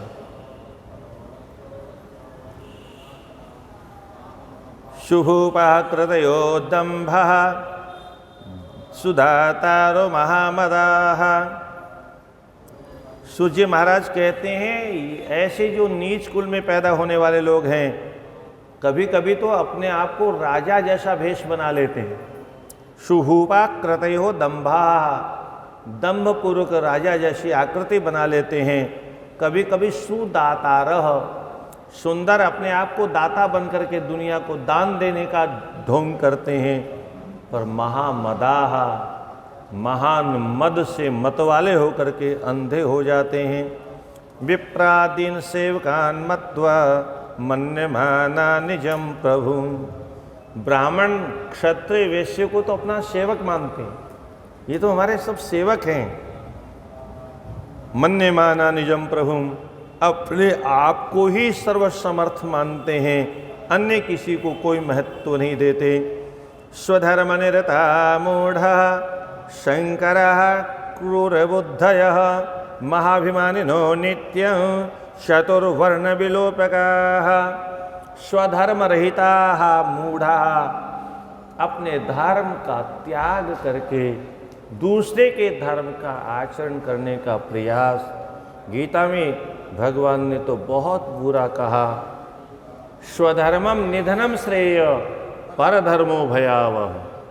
अर्जुन, अपने धर्म में मरना भी श्रेष्ठकर है, दूसरे का धर्म पालन करके उसमें जीवित रहना भी श्रेष्ठ नहीं है। अपना जो हमें परंपरा से जो कुल खानदान का धर्म मिला है, केवल उस धर्म का आचरण करो। हमारा धर्म अगर छोटा भी है तो भी भगवान कहते हैं स्वल्पमप्यस्य धर्मस्य त्रयते महतो भयात्। अपना धर्म छोटा है तो घबराना नहीं। और इसलिए हमारे पुराने संत महात्मा जिस कुल में पैदा होते थे उसी कुल का आचरण करते थे, उसी धर्म पर चलते थे। इसी काशी में संत रैदास रहते थे, उन्होंने कभी जूता गांठना नहीं छोड़ा। और उसी से सिद्धि प्राप्त हो गई, क्योंकि स्वकर्मणा तमभ्यर्चम सिद्धिम विन्दति मानवाः। क्या एक एक ऐसे अद्भुत मंत्र हैं शास्त्रों में सज्जनों।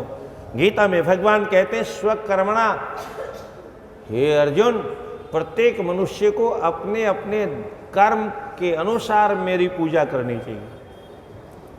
स्वकर्मणा तम माने उस ईश्वर की जो अभ्यर्थना करता है वह अपने कर्म धर्म का पालन करते करते सिद्धि को प्राप्त कर लेता है। और ये काशी में कबीर दास जी ने दिखाया सिद्धि प्राप्त करके, यही रैदास ने दिखाया सिद्धि प्राप्त करके। अपने धर्म का आचरण किया, ब्राह्मण नहीं बने, अन्य किसी धर्म का आचरण नहीं किया, अपने धर्म को छोड़ा नहीं। जूता गांठना कोई बहुत ऊंचा काम नहीं है, बहुत निम्न स्तर का काम है। आज तो जूती तो बहुत बड़ी बात है। आज तो किसी से कोई कहे कि पत्तल उठा लो, भंडारा होता है, बड़े बड़े लोग भंडारा करते हैं, पर पत्तल नौकर उठाएगा। बड़े लोग पत्तल उठाएंगे तो हाथ गंदे हो जाएंगे, छोटे हो जाएंगे। क्या है? और भगवान ने तो ये सब स्वयं करके दिखाया। कृष्ण पादा वने जने, भगवान ने तो जानबूझ के अपने लिए 2 काम बचा के रखे। सारी लिस्ट बन गई। भगवान ने पूछा, युधिष्ठिर मेरे लिए क्या काम है? अरे बोले प्रभु आप काम करोगे, हम सब क्या करेंगे? नहीं नहीं नहीं नहीं, आपकी प्रथम पूजा हुई है, आप हमारे वंदनीय हो, आप तो केवल सिंहासन पर बैठे रहो, आशीर्वाद देते रहो, काम करने वाले हम हैं ना। बोलो नहीं, कुछ तो सेवा इतने बड़े यज्ञ में हमको भी मिलनी चाहिए, सबको मिली है, हमारा भी तो अधिकार है। और कोई रास्ता तो दिखाई दिया नहीं। युधिष्ठिर ने कहा अब तो सारी सेवा बट गई, अब तो कोई सेवा बची नहीं। भगवान बोले लिस्ट तो मैंने ही बनाई है, मैंने अपने लिए सेवा रख रखी है। आपने सेवा रख भी रखी है, क्या ऐसा आपने छोड़ दिया लिस्ट में? बोले मैं जो काम कोई नहीं कर सकता उसको मैंने अपने लिए छोड़ रखा है। जो सबको शर्म आती है करने में, वो काम मैंने अपने लिए रख रखा है। तो हमको भी तो पता चले क्या रख रखा है। बोले कृष्ण पादा वने जने, यह कृष्ण आने वाले अतिथियों के चरणों को धोएगा और भोजन करने के बाद में जिस पत्तल को कोई उठाना नहीं चाहता उस पत्तल को ये उठाएगा। बड़ा किसे कहते हैं आप? केवल बड़ा नाम है इसलिए बड़ा है? नहीं, बड़ा हम उसे कहते हैं, हमारा शास्त्र उसको बड़ा मानता है जो पद में तो बहुत बड़ा है पर सबसे छोटे से छोटा काम करने में संकोच नहीं करता। समाज का सबसे हल्का काम, सबसे छोटे से छोटा काम। इसीलिए मोदी जी ने झाड़ू हाथ में लेकर के लोगों को झाड़ू लगाना सिखा दिया, सफाई करना सिखा दिया। अगर यही काम 70 वर्ष पहले किसी प्रधानमंत्री ने कर दिया होता तो ये देश शीशे की तरह से चमकता होता। आज गंदगी कहीं नहीं होती, और केवल सड़क पर ही नहीं, ऑफिसों में ही झाड़ू लगा देते। थोड़ी सी ऑफिस में मतलब भ्रष्टाचार पे झाड़ू लगा देते, तो ये भ्रष्टाचार पनपता ही नहीं, घूसखोरी कहीं पैदा ही नहीं होती, क्योंकि अंग्रेज लूटते थे, वो चले गए। हमारे यहाँ तो धीरे धीरे लोगों ने लूटना सीखा और अब हर आदमी लुटेरा हो गया। लुटेरों की शिक्षा पढ़ेगा तो क्या होगा? तु विप्रादीन सेवकान् मत्वा मन्यमान निजं प्रभुं स्वधर्म निरता मूढ़ा शंकरः क्रूर बुद्धयः। स्वधर्म रहिता, अपने धर्म का त्याग करके, कौन त्यागता है अपने धर्म को? बोले जो मूर्ख, मूढ़ माने मूर्ख होते हैं, वही अपने धर्म का त्याग करते हैं। अन्यथा स्वधर्मम निधनम श्रेयः, अपने धर्म का आचरण करते करते। रैदास की क्या विशेषता थी? मन चंगा तो कठौती में गंगा। राधे राधे। गंगानगर से इतनी दूर आए आप लोग और यहाँ आके समाधि लगाएंगे तो कैसे काम चलेगा। मन चंगा तो कठौती में गंगा, ऐसा मन पवित्र हो गया कि उनकी कठौती में गंगा जी है। हर हर गंगे, हर हर गंगे, हर हर गंगे। भक्तमाल में एक कथानक आपने कभी सुना होगा। कभी हरिद्वार में गंगा जहाँ से निकलती है, गंगोत्री के आगे गौमुख तक जाने की उनकी इच्छा होती थी। कभी जाऊँगा, कभी जाऊँगा, कभी जाऊँगा, 2 पैसे इकट्ठे हो जाएंगे तो कभी जाऊँगा, पर जा नहीं पाते। एक बार कोई पड़ोसी का ब्राह्मण जा रहा था, उनका परिचित था। पता चला आप जा रहे हो गंगा जी नहाने? बोले हाँ। तो बोले हम क्या करें, अब ऐसा करना, ये 1 पैसा हमारा गंगा मैया को हमारी तरफ से चढ़ा देना। बोले कोई बात नहीं। 1 पैसा ले लिया और स्नान ध्यान करने के बाद में, संध्या इत्यादि करने के बाद में वो पैसा निकाला और गंगा मैया से बोले, ये रैदास भक्त ने आपकी भेंट के लिए भेजा है, आप इसे स्वीकार करो। गंगा ने उसे स्वीकार किया। गंगा जी के भीतर से एक हाथ निकला, हाथ में एक सोने का कड़ा था। आवाज आई, जिस भक्त ने ये सेवा भेजी है उसको ये प्रसाद दे देना। ब्राह्मण ने उस कड़े को लिया, उसकी चमक को देखा, हक्का बक्का रह गया। ये इतना सुंदर कड़ा।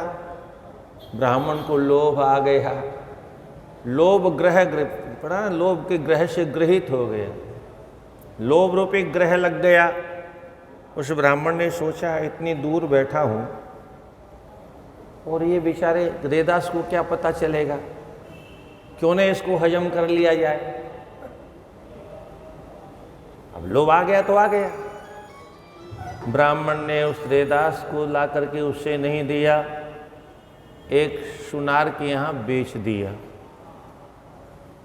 सुनार ने जब देखा कि ये कहाँ से आया है,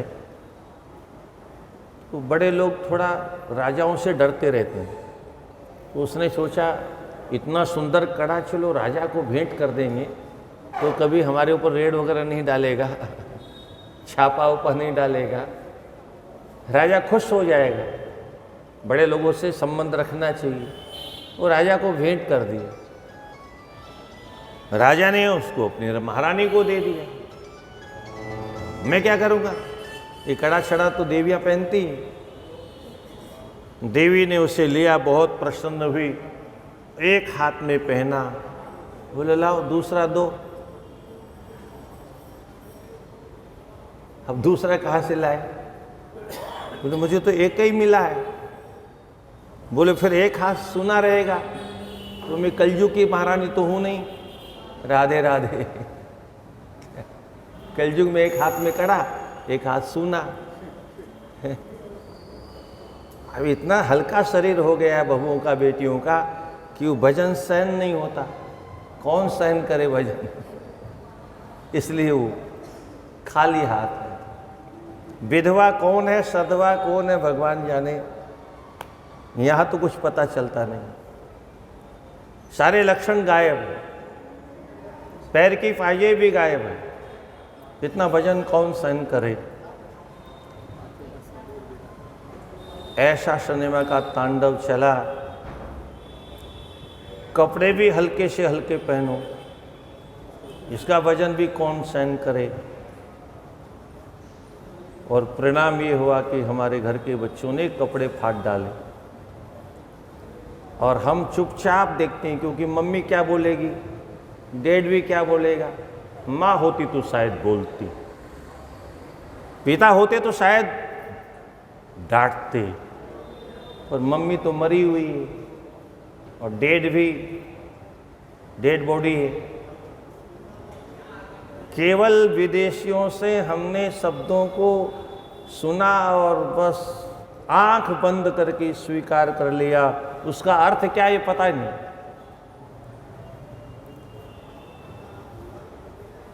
राजा ने उसको सुनार को बुलाया। अरे बोले भैया वो एक कड़ा दिया, महारानी नाराज हो रही है, दूसरा कड़ा तो दो। बोले महाराज मुझे तो एक ही किसी ने बेचा था। अरे बोले किसने बेचा? पता लगा उसको। पता लगाया, ब्राह्मण को बुलाया। बोले पंडित जी वो दूसरा कड़ा कहाँ है? अब पंडित जी हक्के बक्के, पंडित जी दूसरा कहाँ से लाए? बोले पंडित जी दूसरा कड़ा लेके आओ, अन्यथा फिर आप समझ लो।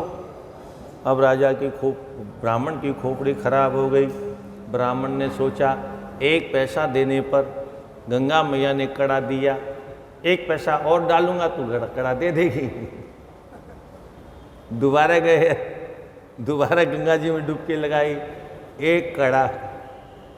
बोले मैया ये 1 पैसा रैदास ने आपकी सेवा में भेजा है, पर मैया तो सब जानती है रैदास ने भेजा नहीं था, इसलिए हाथ बाहर निकला नहीं था। पंडित जी टकटकी लगा के देख रहे थे, अब हाथ निकलेगा, अब हाथ निकलेगा, इधर से निकलेगा, इधर से निकलेगा, किधर से नहीं निकला। पंडित जी रोने लगे, अब क्या होगा? राजा अगर नाराज हो गया तो दंड देगा। कोई रास्ता जब नहीं दिखाई दिया, अंतिम में संत रैदास की शरण में पहुंच गया। रोता हुआ संत की चरणों में गिर गया ब्राह्मण। रैदास ने कहा पंडित जी क्या कर रहे हो? अरे आप ब्राह्मण हो, आप मेरे पूजनीय हो, मैं आपको साष्टांग करूं, ये उल्टी गंगा, गंगा जी नहा के यही सीख किया है, उल्टी गंगा बहा रहे हो। ब्राह्मण बोला महाराज मुझे बचा लीजिए, बेमौत मारा जाऊंगा। ऐसा क्या अपराध हो गया आपसे? बोले मुझसे बहुत बड़ा अपराध हो गया। ऐसे ऐसे आपने जो पैसा दिया था मैंने गंगा मैया को चढ़ाया, गंगा मैया ने जो प्रसाद दिया वो मैंने आपसे छिपा करके बेच दिया, और उसका परिणाम ये है कि मेरे ऊपर फांसी का फंदा लटका हुआ मुझे दिखाई दे रहा है दूर से। आप बचा लो तो मैं बच जाऊंगा, नहीं तो। ये ब्राह्मण गए। तो हुआ क्या? बोले वो 1 कड़ा मैंने बेचा, वो राजा के यहाँ पहुँच गया, राजा ने महारानी को दिया, महारानी दूसरा मांग रही है, अब दूसरा मैं कहाँ से लाऊं? मैंने तो प्रयास भी किया, गंगा जी भी गया, पैसा भी चढ़ाया, पर वो तो आपका पैसा था इसलिए कड़ा मिला, मेरे पैसे से कड़ा नहीं मिला, अब आप कृपा करो। रैदास ने कहा इतनी छोटी सी बात पर, अरे आपको कड़े की आवश्यकता थी तो मुझसे बोलते, आपने ये बेईमानी क्यों की? अरे ब्राह्मण अगर बेईमान हो जाएगा तो संसार को मार्गदर्शन कौन कराएगा? ब्राह्मण अगर धर्म से च्युत हो जाएगा तो लोगों को धर्म का मार्ग कौन दिखाएगा? आपने अच्छा नहीं किया ब्राह्मण देवता, पर कोई बात नहीं, आप ब्राह्मण हो, पूजनीय हो, इसलिए चिंता मत करो, ये मेरी कठौती में हाथ डालो। और जो ही कठौती में हाथ डाला वो तो वहाँ कड़े कड़े रखे थे, तमाम देख करके आंखें फट गई। क्या है ये? ये है अपने धर्म का आचरण करना, पर धर्म से दूर रहना, दूसरे का धर्म चाहे जितना बड़ा हो, और हमारा धर्म सबसे श्रेष्ठ है ऐसा मान करके प्रत्येक व्यक्ति को अपने अपने धर्म का आचरण करना चाहिए। पर आज कलयुग के कारण प्रत्येक व्यक्ति दूसरे के धर्म का आचरण करता है। वही यहाँ लिखा है, स्वधर्म रहिता मूढ़ा, अपने धर्म से रहित होकर के पर धर्म निरत रह करके शंकराहा। कौन है ऐसे लोग? बोले वर्ण शंकर है। शंकरा मतलब वर्ण शंकर लोग। क्रूर बुद्धयः, बहुत कठोर बुद्धि वाले। महाअभिमानिनो नित्यम, नित्य महाअभिमान में डूबे रहते हैं। और चतुर्वर्ण विलोपकाः, ब्राह्मण क्षत्रिय वैश्य शूद्र चारों के धर्मों को नष्ट करने का मानो ठेका ले लिया है। अब एक व्यक्ति जब धर्म का पालन नहीं करता, दूसरे का भी मन करता हम भी अपने धर्म को छोड़ दें। सुकूलिनान मत्वा चतुर्वर्णे विवर्तनाः सर्ववर्ण भ्रष्टकारः मूढ़ा सत्कर्मकारिणः। सुकूलिनान निजान मत्वा, अपने आप को उत्तम कुल का मान करके, चतुर्वर्णे विवर्तनाः, चारों वर्ण में जो उत्पन्न होने वाले धर्म है उनको नष्ट करने में तुले हुए, भ्रष्ट करने वाले, सवर्ण भ्रष्टकाराः, अपने तो भ्रष्ट हुए, अपने भाई बंधुओं को भी प्रेरित किया। तुम भी किसी ब्राह्मण को प्रणाम नहीं करना, किसी राजा महाराजा को प्रणाम नहीं करना। अरे हम किसी से छोटे नहीं हैं। सज्जनों, किसी के सामने प्रणाम करने से कोई छोटा नहीं हो जाता। हाँ, ये बहुत बड़ी बात है। किसी के सामने झुकने से कोई छोटा नहीं होता। प्रणाम करने से अहंकार घटता है। प्रणाम करने से हमारा अहंकार नष्ट होता है, और अहंकार नहीं बढ़े इसके लिए नित्य प्रति जितने भी बड़े हमें मिले सबको प्रणाम करने की आदत डालना चाहिए। आगे आप सुनेंगे, घर के बड़े जितनी बार मिल जाएं, जितनी बार सामने आ जाए उतनी बार प्रणाम करना चाहिए। आजकल एक बार ही प्रणाम नहीं होता। ऊपर से राम कथा सुनते हैं, प्रातः काल उठ के रघुनाथा, मात पिता गुरु ना वही माथा। ये परंपरा परमात्मा ने स्वयं सारे संसार के लोगों के लिए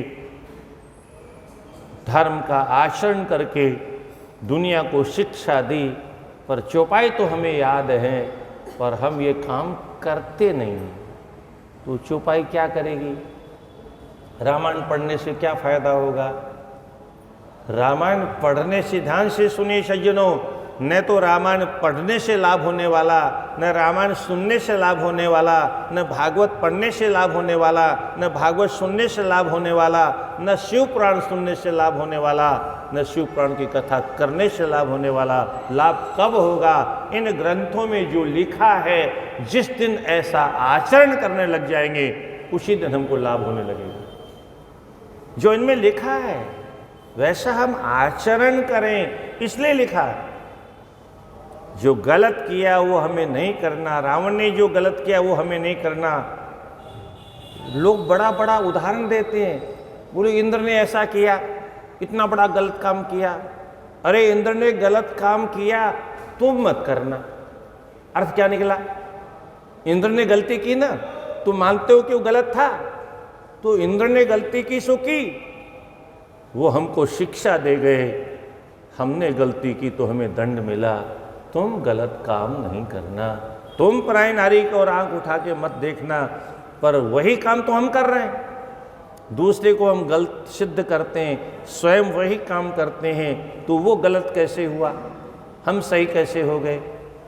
किसी ने गलत किया, वो हमें शिक्षा दे रहा है। किसी का एक्सीडेंट हो गया, वो हमें शिक्षा दे रहा है, हम गलत रास्ते जा रहे थे इसलिए टकरा गए। तुम अपने दिशा में चलना, तुम अपने रास्ते में चलना, जिस पर तुम्हें चलने का अधिकार प्राप्त है सरकार से। दूसरे के रास्ते पर नहीं जाना, परंतु हम इसको नहीं मानते। और ये भी कानून है। धर्म क्या है? कानून है। सड़क पर अपने बाएं चलना ये कानून है, और जो बाएं नहीं चलेगा तो क्या होगा? एक्सीडेंट हो जाएगा।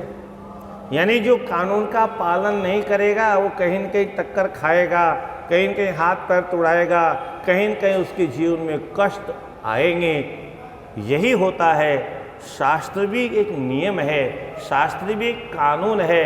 उस कानून के मार्ग पर जो नहीं चलता है उसको परमात्मा दंड देते हैं। अरे सीधी सी बात है, यहाँ का कानून बनाने वाले लगभग सब चोरकट हैं। क्या? चोरकटों का कानून भी अगर नहीं मानेंगे तो दंड मिलेगा। तो परमपिता परमात्मा का बनाया हुआ जो कानून है उसको अगर हमने नहीं माना तो हमें दंड नहीं मिलेगा। ये आपने कैसे सोच लिया, ये हमने कैसे मान लिया?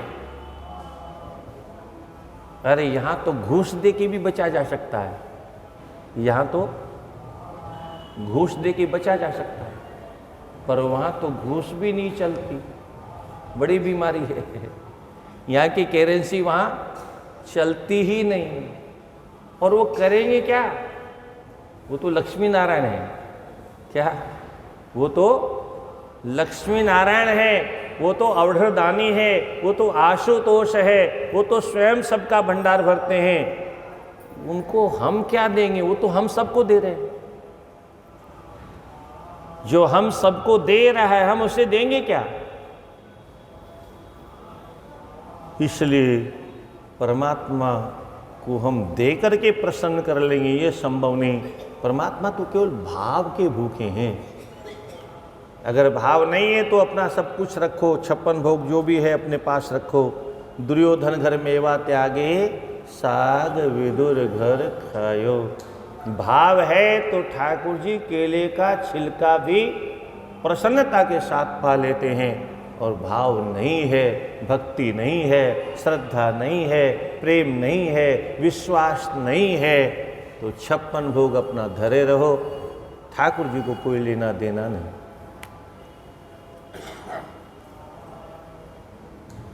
सर्ववर्ण भ्रष्टकरः मूढ़ा सत्कर्मकारिणः।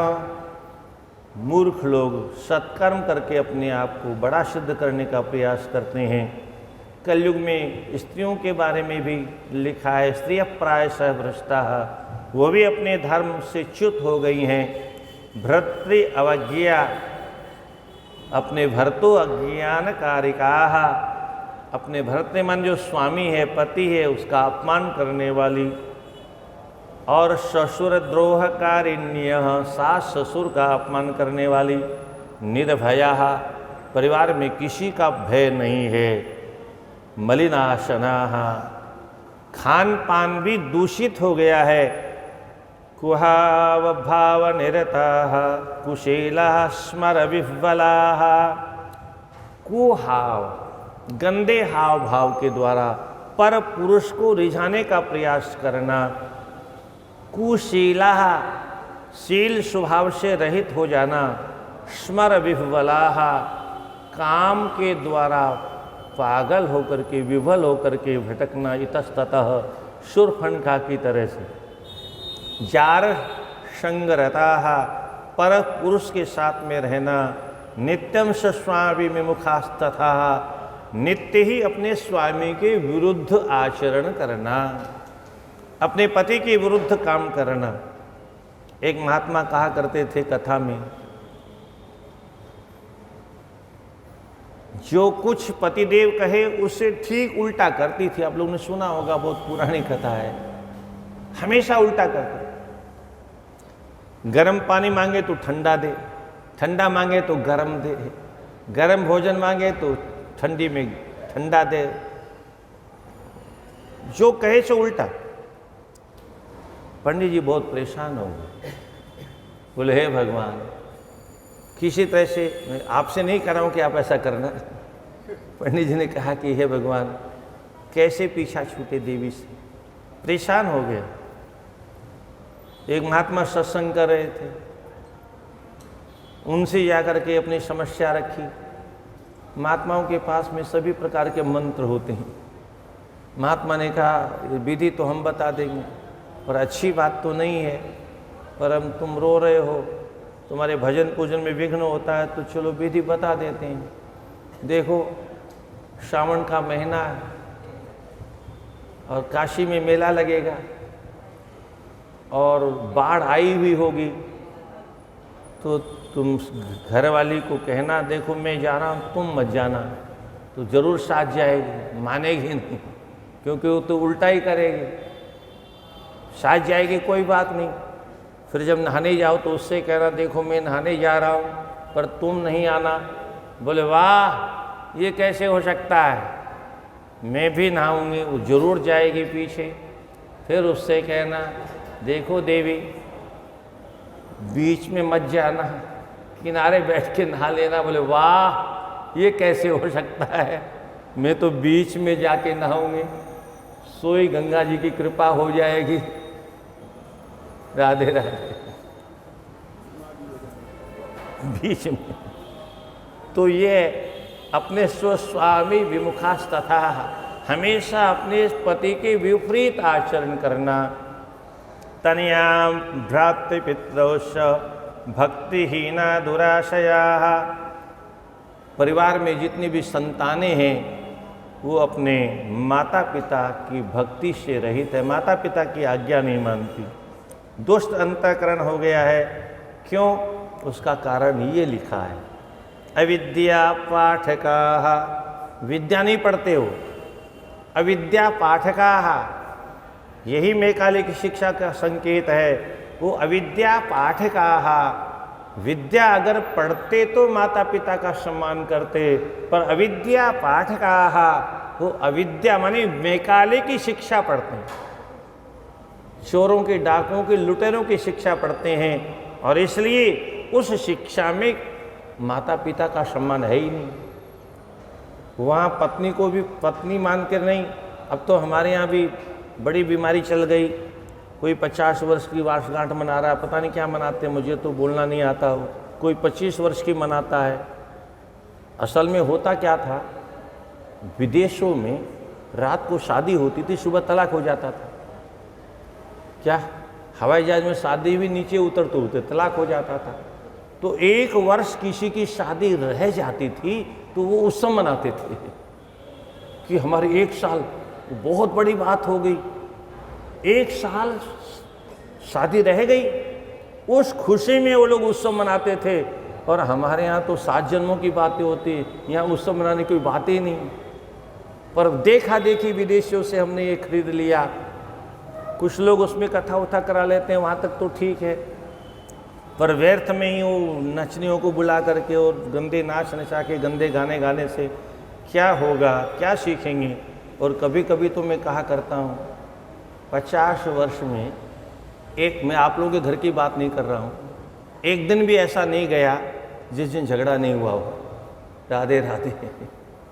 किस खुशी में वर्षगांठ मना रहे हैं, क्या किस खुशी में मना रहे हैं? एक दिन भी तो घर में शांति से भोजन नहीं किया, एक दिन शांति से घर में भोजन नहीं बनाया, एक दिन शांति से सोने नहीं दिया। और अब किस बात की खुशी है? केवल देखा देखी और कुछ नहीं। जो अंग्रेज करेंगे हम करेंगे।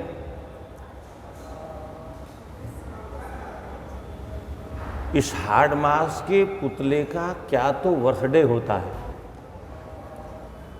इस हाड़ मास के पुतले के विवाह की कौन सी वर्षगांठ होती है?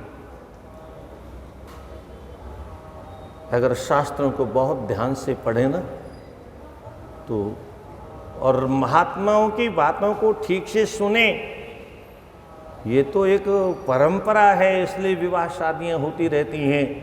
हमारे माता पिता ने हमको डुबवाया तो हम भी अपने बेटे को डुबोते हैं। क्या उन्होंने हमको फांसी पर चढ़ाया तो हम अपने बच्चों को बिना फांसी पर चढ़ाए कैसे छोड़ दें? तो हम कहते हैं ये हमारा कर्तव्य है, ये हमारा धर्म है, ये तो हमें करना है क्योंकि हमारे बाप दादी ये करके गए।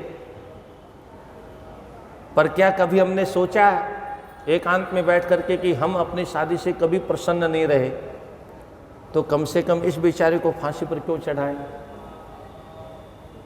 आपको मालूम है जब विवाह की बारात जाती है तो 2 ही लोग बड़े हैं हंसते हुए जाते हैं, या तो दूल्हा या अथवा उसका पिता है। वो लाठी हाथ में लेके 5 चबाते हुए पगड़ी बांध करके 2 ही खुशी खुशी जाते हैं, मानो गढ़ जीतने जा रहे हैं। और वहाँ जाकर के सबसे पहले क्या होता है, बोले वो वरमाला पहनाई जाती है, उसको हार भी कहते हैं। क्या कहते हैं? हार। वो कन्या ने अपना हार उठाया और दूल्हे के गले में डाल दिया और डाल के बोली मैं अपनी ज़िंदगी आपके सामने हार गई। क्या ये हार है? मेरी हार में स्वीकार करती हूँ। तो दूल्हा कहता है, दूल्हा बना कहता तू ही जब हार गई तो मैं जीत के क्या करूँगा, लो मैं भी हार गया।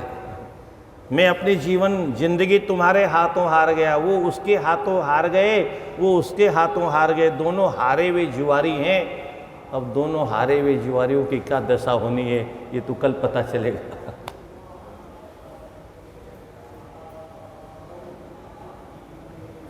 हार बैंड बजा बजा बजा करके फांसी लगाते हैं और ज़िंदगी भर रोते रहते हैं।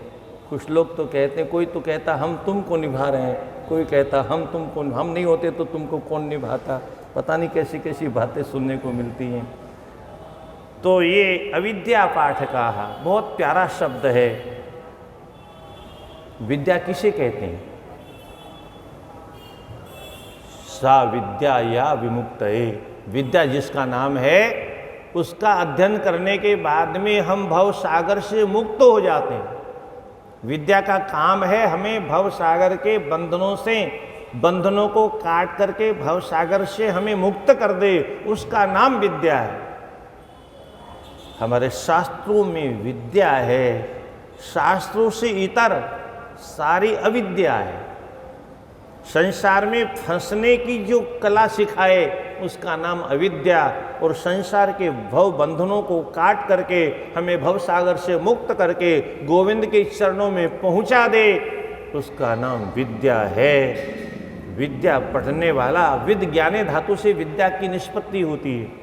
विद्या का मतलब जगत का ज्ञान हो जाए, अपना ज्ञान हो जाए, अपनी जगत को बनाने वाले का ज्ञान हो जाए, चराचर जगत की जीवों का ज्ञान हो जाए। को हम कस्तम कुत आयात, को में जननी को में तात, मैं कौन हूँ, मैं कहाँ से आया हूँ, मेरा माता पिता असली कौन है, नकली की बात नहीं कर रहा हूँ, असली माता पिता मेरे कौन है, इसका ज्ञान कराने वाली का नाम विद्या है। और जो उसका ज्ञान न कराए उसका नाम विद्या नहीं। इसलिए हमारे गुरुकुलों में जो पहले पढ़ाया जाता था वो विद्या होती थी, और वो विद्या पढ़ने के बाद में वो सब हमारे पूर्वज जीवन मुक्त होते थे। क्या होते थे? जीवन मुक्त। आपने नाम सुना होगा संतों के माध्यम से। स्वामी राम सुखदास जी महाराज जीवन मुक्त प्राणी, जीते जी मुक्त है। पूज्य पास डोंगरे जी महाराज ये जीवन मुक्त महानुभाव थे। जीते जी, जिनको संसार का कोई स्वार्थ छू नहीं गया हो, तपो में जिनका जीवन हो, अहर्निश परोपकार की भावना हो, अपने स्वार्थ के लिए एक भी काम न करना हो, ऐसा व्यक्ति जीवन मुक्त नहीं होगा तो कौन होगा? इसलिए विद्या हमको जीते जी मुक्त करती है। मरने के बाद में तो हमारे यहाँ मुक्ति का ठेका नहीं है। मरने के बाद में कौन मुक्त होगा, कौन मुक्त नहीं होगा, इसकी चर्चा हमारे है ही नहीं।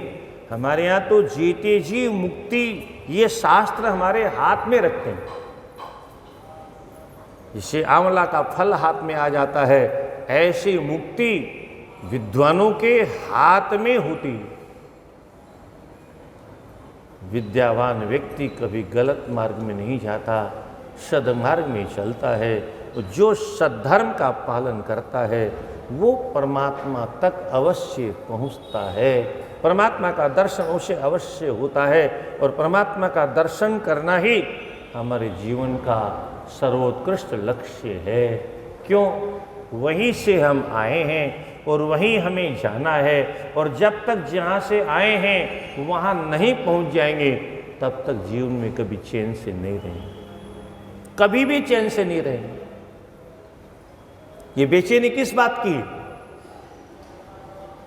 इसी बात की है कि जो हमें करना था आज तक हमने नहीं किया, जहाँ जाना था वहाँ आज तक गए नहीं, जिसका ज्ञान करना था उसका ज्ञान आज तक किया नहीं, जो समझना था वह आज तक हम समझ न पाए, और जिसे नहीं समझना था हम सब समझते हैं। क्या कहते हैं हम लोग? हम सब समझते हैं, तुम्हारी नस नस समझते हैं, तुम्हारे सारे खानदान को समझते हैं, हम तुम्हारे पूरे गांव वालों को जानते हैं। अरे क्या जानते हो? कभी अपने को जान लो। अपने को जानने की बात नहीं करते, हम सबको जानते हैं। अरे क्या फायदा सबको जानने से? एकमात्र हम अपने को जान लिए होते तो हमें किसी को जानने की जरूरत ही नहीं होती, क्योंकि हम ईश्वर के थे, ईश्वर के हैं, ईश्वर के रहेंगे। हे नाथ, मैं आपका था, आपका हूं, आपका ही रहूंगा। हे नाथ, मैं किसी और का था नहीं, किसी और का हूं नहीं, किसी और का हो भी नहीं सकता। हे नाथ, अब तो कृपा करो, और अब नहीं तो कब? अगर विद्या का अध्ययन किया होता, विद्वानों का संग किया होता, सच्चे संतों का संग किया होता, तो सठ सुधरहि सत्संगति पाई, पारस परस कुधत सुहाई। सत्संगति मुद मंगल मूला, सो सब सिद्ध सब साधन फूला। बिनु सत्संग विवेक न होई, पर राम कृपा बिनु सुलभ न सोई। बिना सत्संग के बिनु सत्संगन हरि कथा, तेहि बिनु मोहन भाग। मोह गए बिनु राम पद, होहि न दृढ़ अनुराग। एक शब्द दिया है, होहि न दृढ़ अनुराग। हमारे आपके जीवन में ये दृढ़ अनुराग की कमी है। मंदिर जाते हैं बस ऊपर ऊपर से, पूजा करते हैं ऊपर ऊपर से, तीर्थों में जाते हैं ऊपर ऊपर से। हमें तो ये भी नहीं मालूम कि तीर्थों में जाने से पहले क्या करना और तीर्थ में कैसे रहना चाहिए। नहीं, बिना ग्रंथों को पढ़े, बिना ग्रंथों को सुने, ग्रंथों में सब चर्चा है।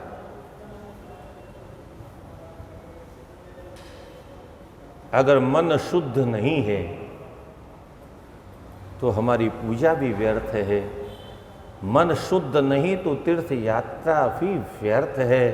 मन शुद्ध नहीं है तो कथा वाचना भी व्यर्थ है। मन शुद्ध नहीं है, हाँ, ये आप कह सकते हैं कि ये सब उपाय मन शुद्ध करने के लिए तो है। अगर कथा नहीं सुनेंगे तो आखिर ज्ञान होगा कैसे? ज्ञान नहीं होगा तो हम उस मार्ग पर चलेंगे कैसे? और नहीं चलेंगे तो वहां तक पहुंचेंगे कैसे? इसलिए संत महात्मा और ये शास्त्र हमें परमात्मा तक पहुंचाने का मार्गदर्शन करते हैं। इसलिए अविद्या जिन ग्रंथों से उपलब्ध होती हो, आजकल ये जो मोबाइल चला है, टीवी चला है, इसमें अविद्या भरी हुई है, अज्ञान भरा हुआ, भयंकर भयंकर गंदगी भरी हुई है। उस गंदगी का जो स्पर्श करेगा उसका मन शुद्ध कैसे होगा? उसकी इंद्रियां शुद्ध कैसी होगी? उसके विचार शुद्ध कैसे होंगे? उसका चरित्र निर्मल कैसे होगा? और ठाकुर जी के यहाँ तो बोर्ड लगा हुआ, निर्मल मन जन सो मोहि पावा, मोहि कपट छल छिद्रन भावा। सिनेमा तो हमको गंदगी के अलावा कुछ नहीं सिखाता है। मोबाइल हमें गंदगी के अलावा कुछ नहीं देता है। हाँ, अच्छी चीज़ें भी हैं उसमें, अच्छाई भी है, और हमारे बालक जानते नहीं अच्छाई क्या होती है, और हम उसे बताते नहीं। आपका छोटा बालक घर में पोता अगर मोबाइल देखता है और मोबाइल नहीं छोड़ना चाहता है तो उसको रामायण का सीरियल दिखाना सिखाइए, उसको महाभारत का सीरियल दिखाना सिखाइए, उसको कृष्णा सीरियल देखना सिखाइए। बाकी आजकल के सीरियल तो बकवास है। 3 सीरियल अच्छे चले, रामायण, महाभारत और कृष्णा। इनको दिखाना शुरू करिए धीरे धीरे। आप भी साथ में देखिए, उसको भी दिखाइए। धीरे धीरे धीरे धीरे वो सदमार्ग पकड़ लेगा। बाकी सब कार्टून फार्टून में कुछ नहीं रखा है। एतेषां नष्ट बुद्धीनां स्वधर्म त्यागशीलिनां, परलोके पिहल्लोके कथम सूत गतिर्भवेत। तो ऊपर के श्लोक में संकेत किया 34 में, अविद्या पाठ का नित्यम रोग ग्रसित देहिका। अविद्या का संग करने से हमारे जीवन में रोग आते हैं। रोग का कारण क्या? अज्ञान, अविद्या का संग्रह करना। ज्ञानहीन होकर के हम कुछ भी खाना, अटरम सटरम गटरम पटरम लटरम सब स्वाहा, जो आए सो आने दो। आहार शुद्धो सत्व शुद्धि, सत्व शुद्धो ध्रुवाम स्मृते ही। आहार सबसे अधिक शुद्ध होना चाहिए, क्योंकि आहार से ही सारे शरीर की इंद्रियों का निर्माण होता है, मन बुद्धि का निर्माण होता है। तो रोगग्रस्त होने के बाद एति सामान्य, इस प्रकार का आचरण करने वाले जो लोग हैं, उनकी नष्ट बुद्धि नाम, उनकी बुद्धि नष्ट हो जाती है। बुद्धि का काम क्या है? अच्छा, मन का काम क्या है? राधे राधे। क्या करता है मन?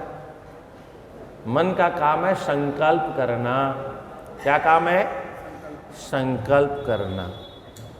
और एक और विशेषता है, केवल संकल्प से आजकल काम नहीं चलता है, इसलिए विकल्प भी तैयार रखता है। यानी मन करता है संकल्प और विकल्प। संकल्प तो आप भी जानते हो, क्योंकि मंदिरों में जाते हो, पंडित जी संकल्प करवाते हैं पूजा का। गंगा जी जाते हो तो पंडित जी संकल्प करवाते हैं। कोई शुभ काम करते हैं तो संकल्प होता है। पर विकल्प क्या होता है? किसी काम को हमने करने का संकल्प किया, मनीराम ने कहा अगर ऐसा नहीं हुआ तो, बोले कोई बात नहीं, हमारे पास दूसरा विकल्प है, ऐसा नहीं तो ऐसा कर लेंगे, इस रास्ते में भीड़ मिलेगी तो उस रास्ते चले जाएंगे, मानेंगे नहीं। इसका नाम है विकल्प। विकल्प का भी विकल्प, ऐसा नहीं हुआ तो फिर ऐसा कर लेंगे। और इस चक्कर में मन हमारा 24 घंटा संकल्प और विकल्प के चक्कर में, घैन चक्र हमें बना करके हमें संसार सागर में भटका रहा है। अच्छा, मन के ऊपर कौन है?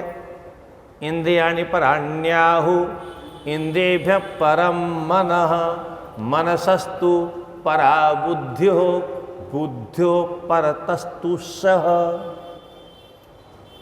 इंद्रियों का राजा मन है। मन पर कंट्रोल करने के लिए बुद्धि है, क्योंकि मन तो दुष्ट है, गलत मार्ग पर भी जा सकता है, गलत दिशा में भी जा सकता है, गलत भी देख सकता है, गलत भी संकल्प कर सकता है। और उसके ऊपर नियंत्रण करने के लिए भगवान ने बुद्धि दी। उस बुद्धि का प्रयोग करिए।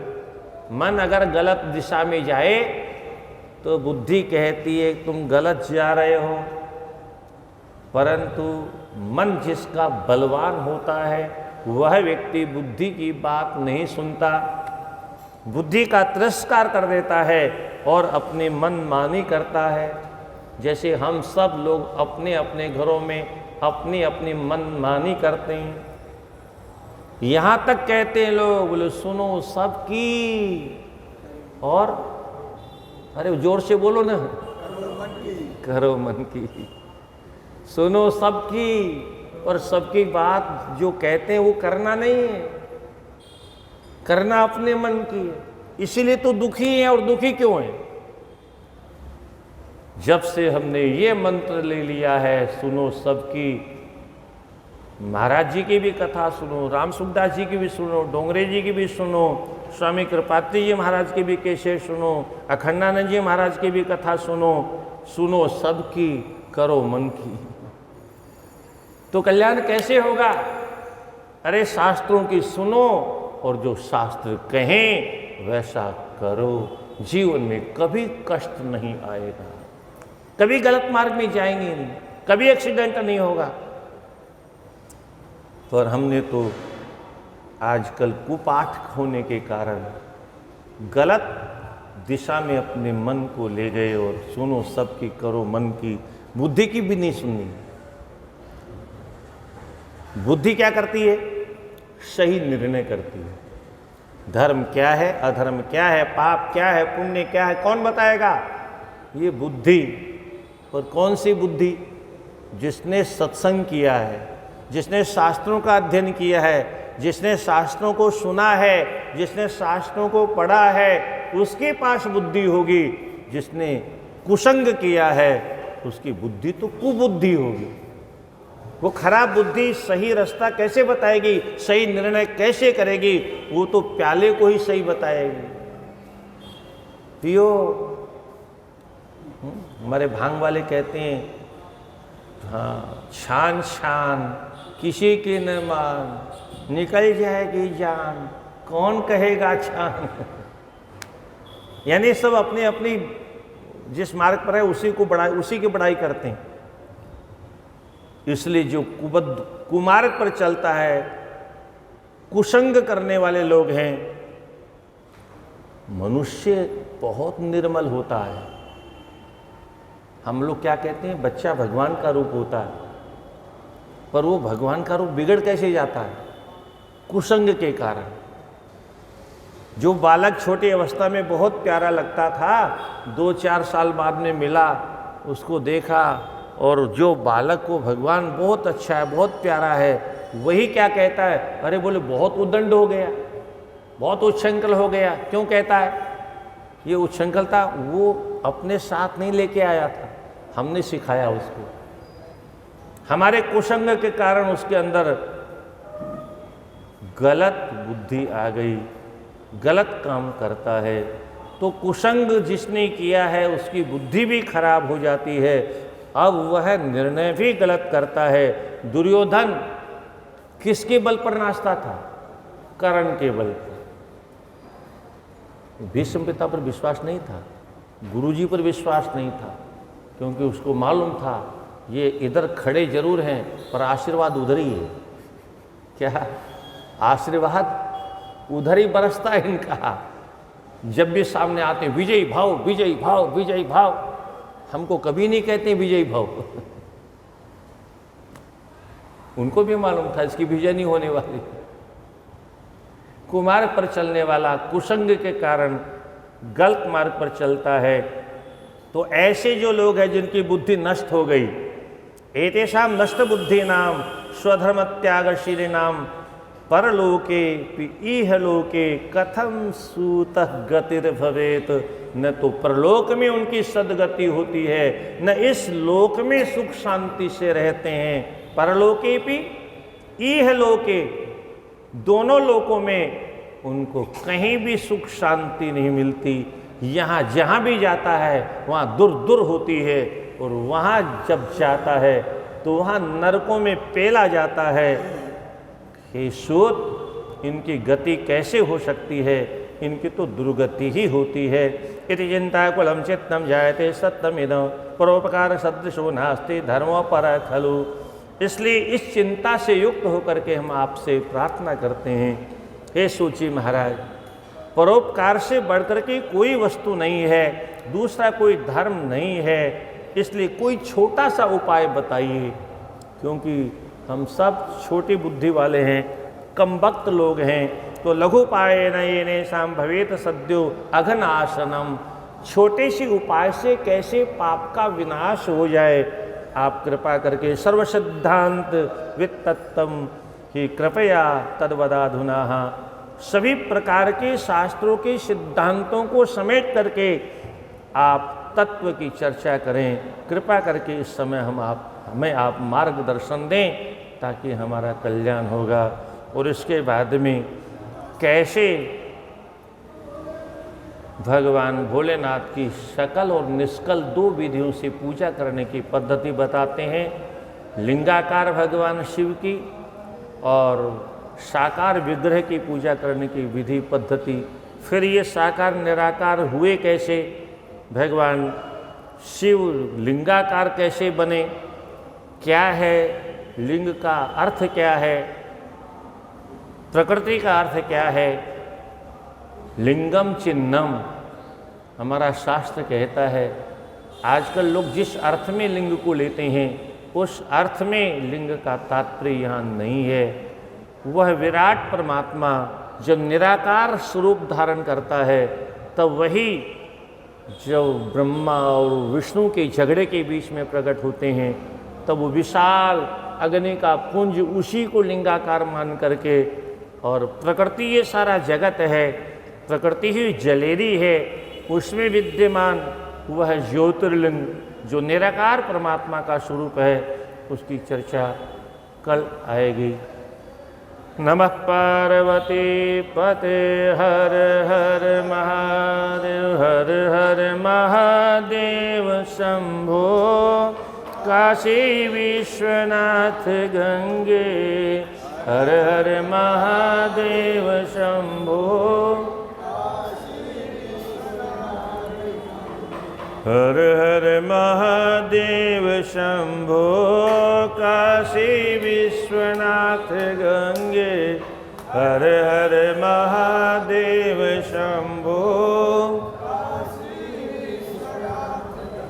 बोले राजा रामचंद्र भगवान की, बोले विश्वनाथ भगवान की। नमः पार्वती पते हर हर महादेव।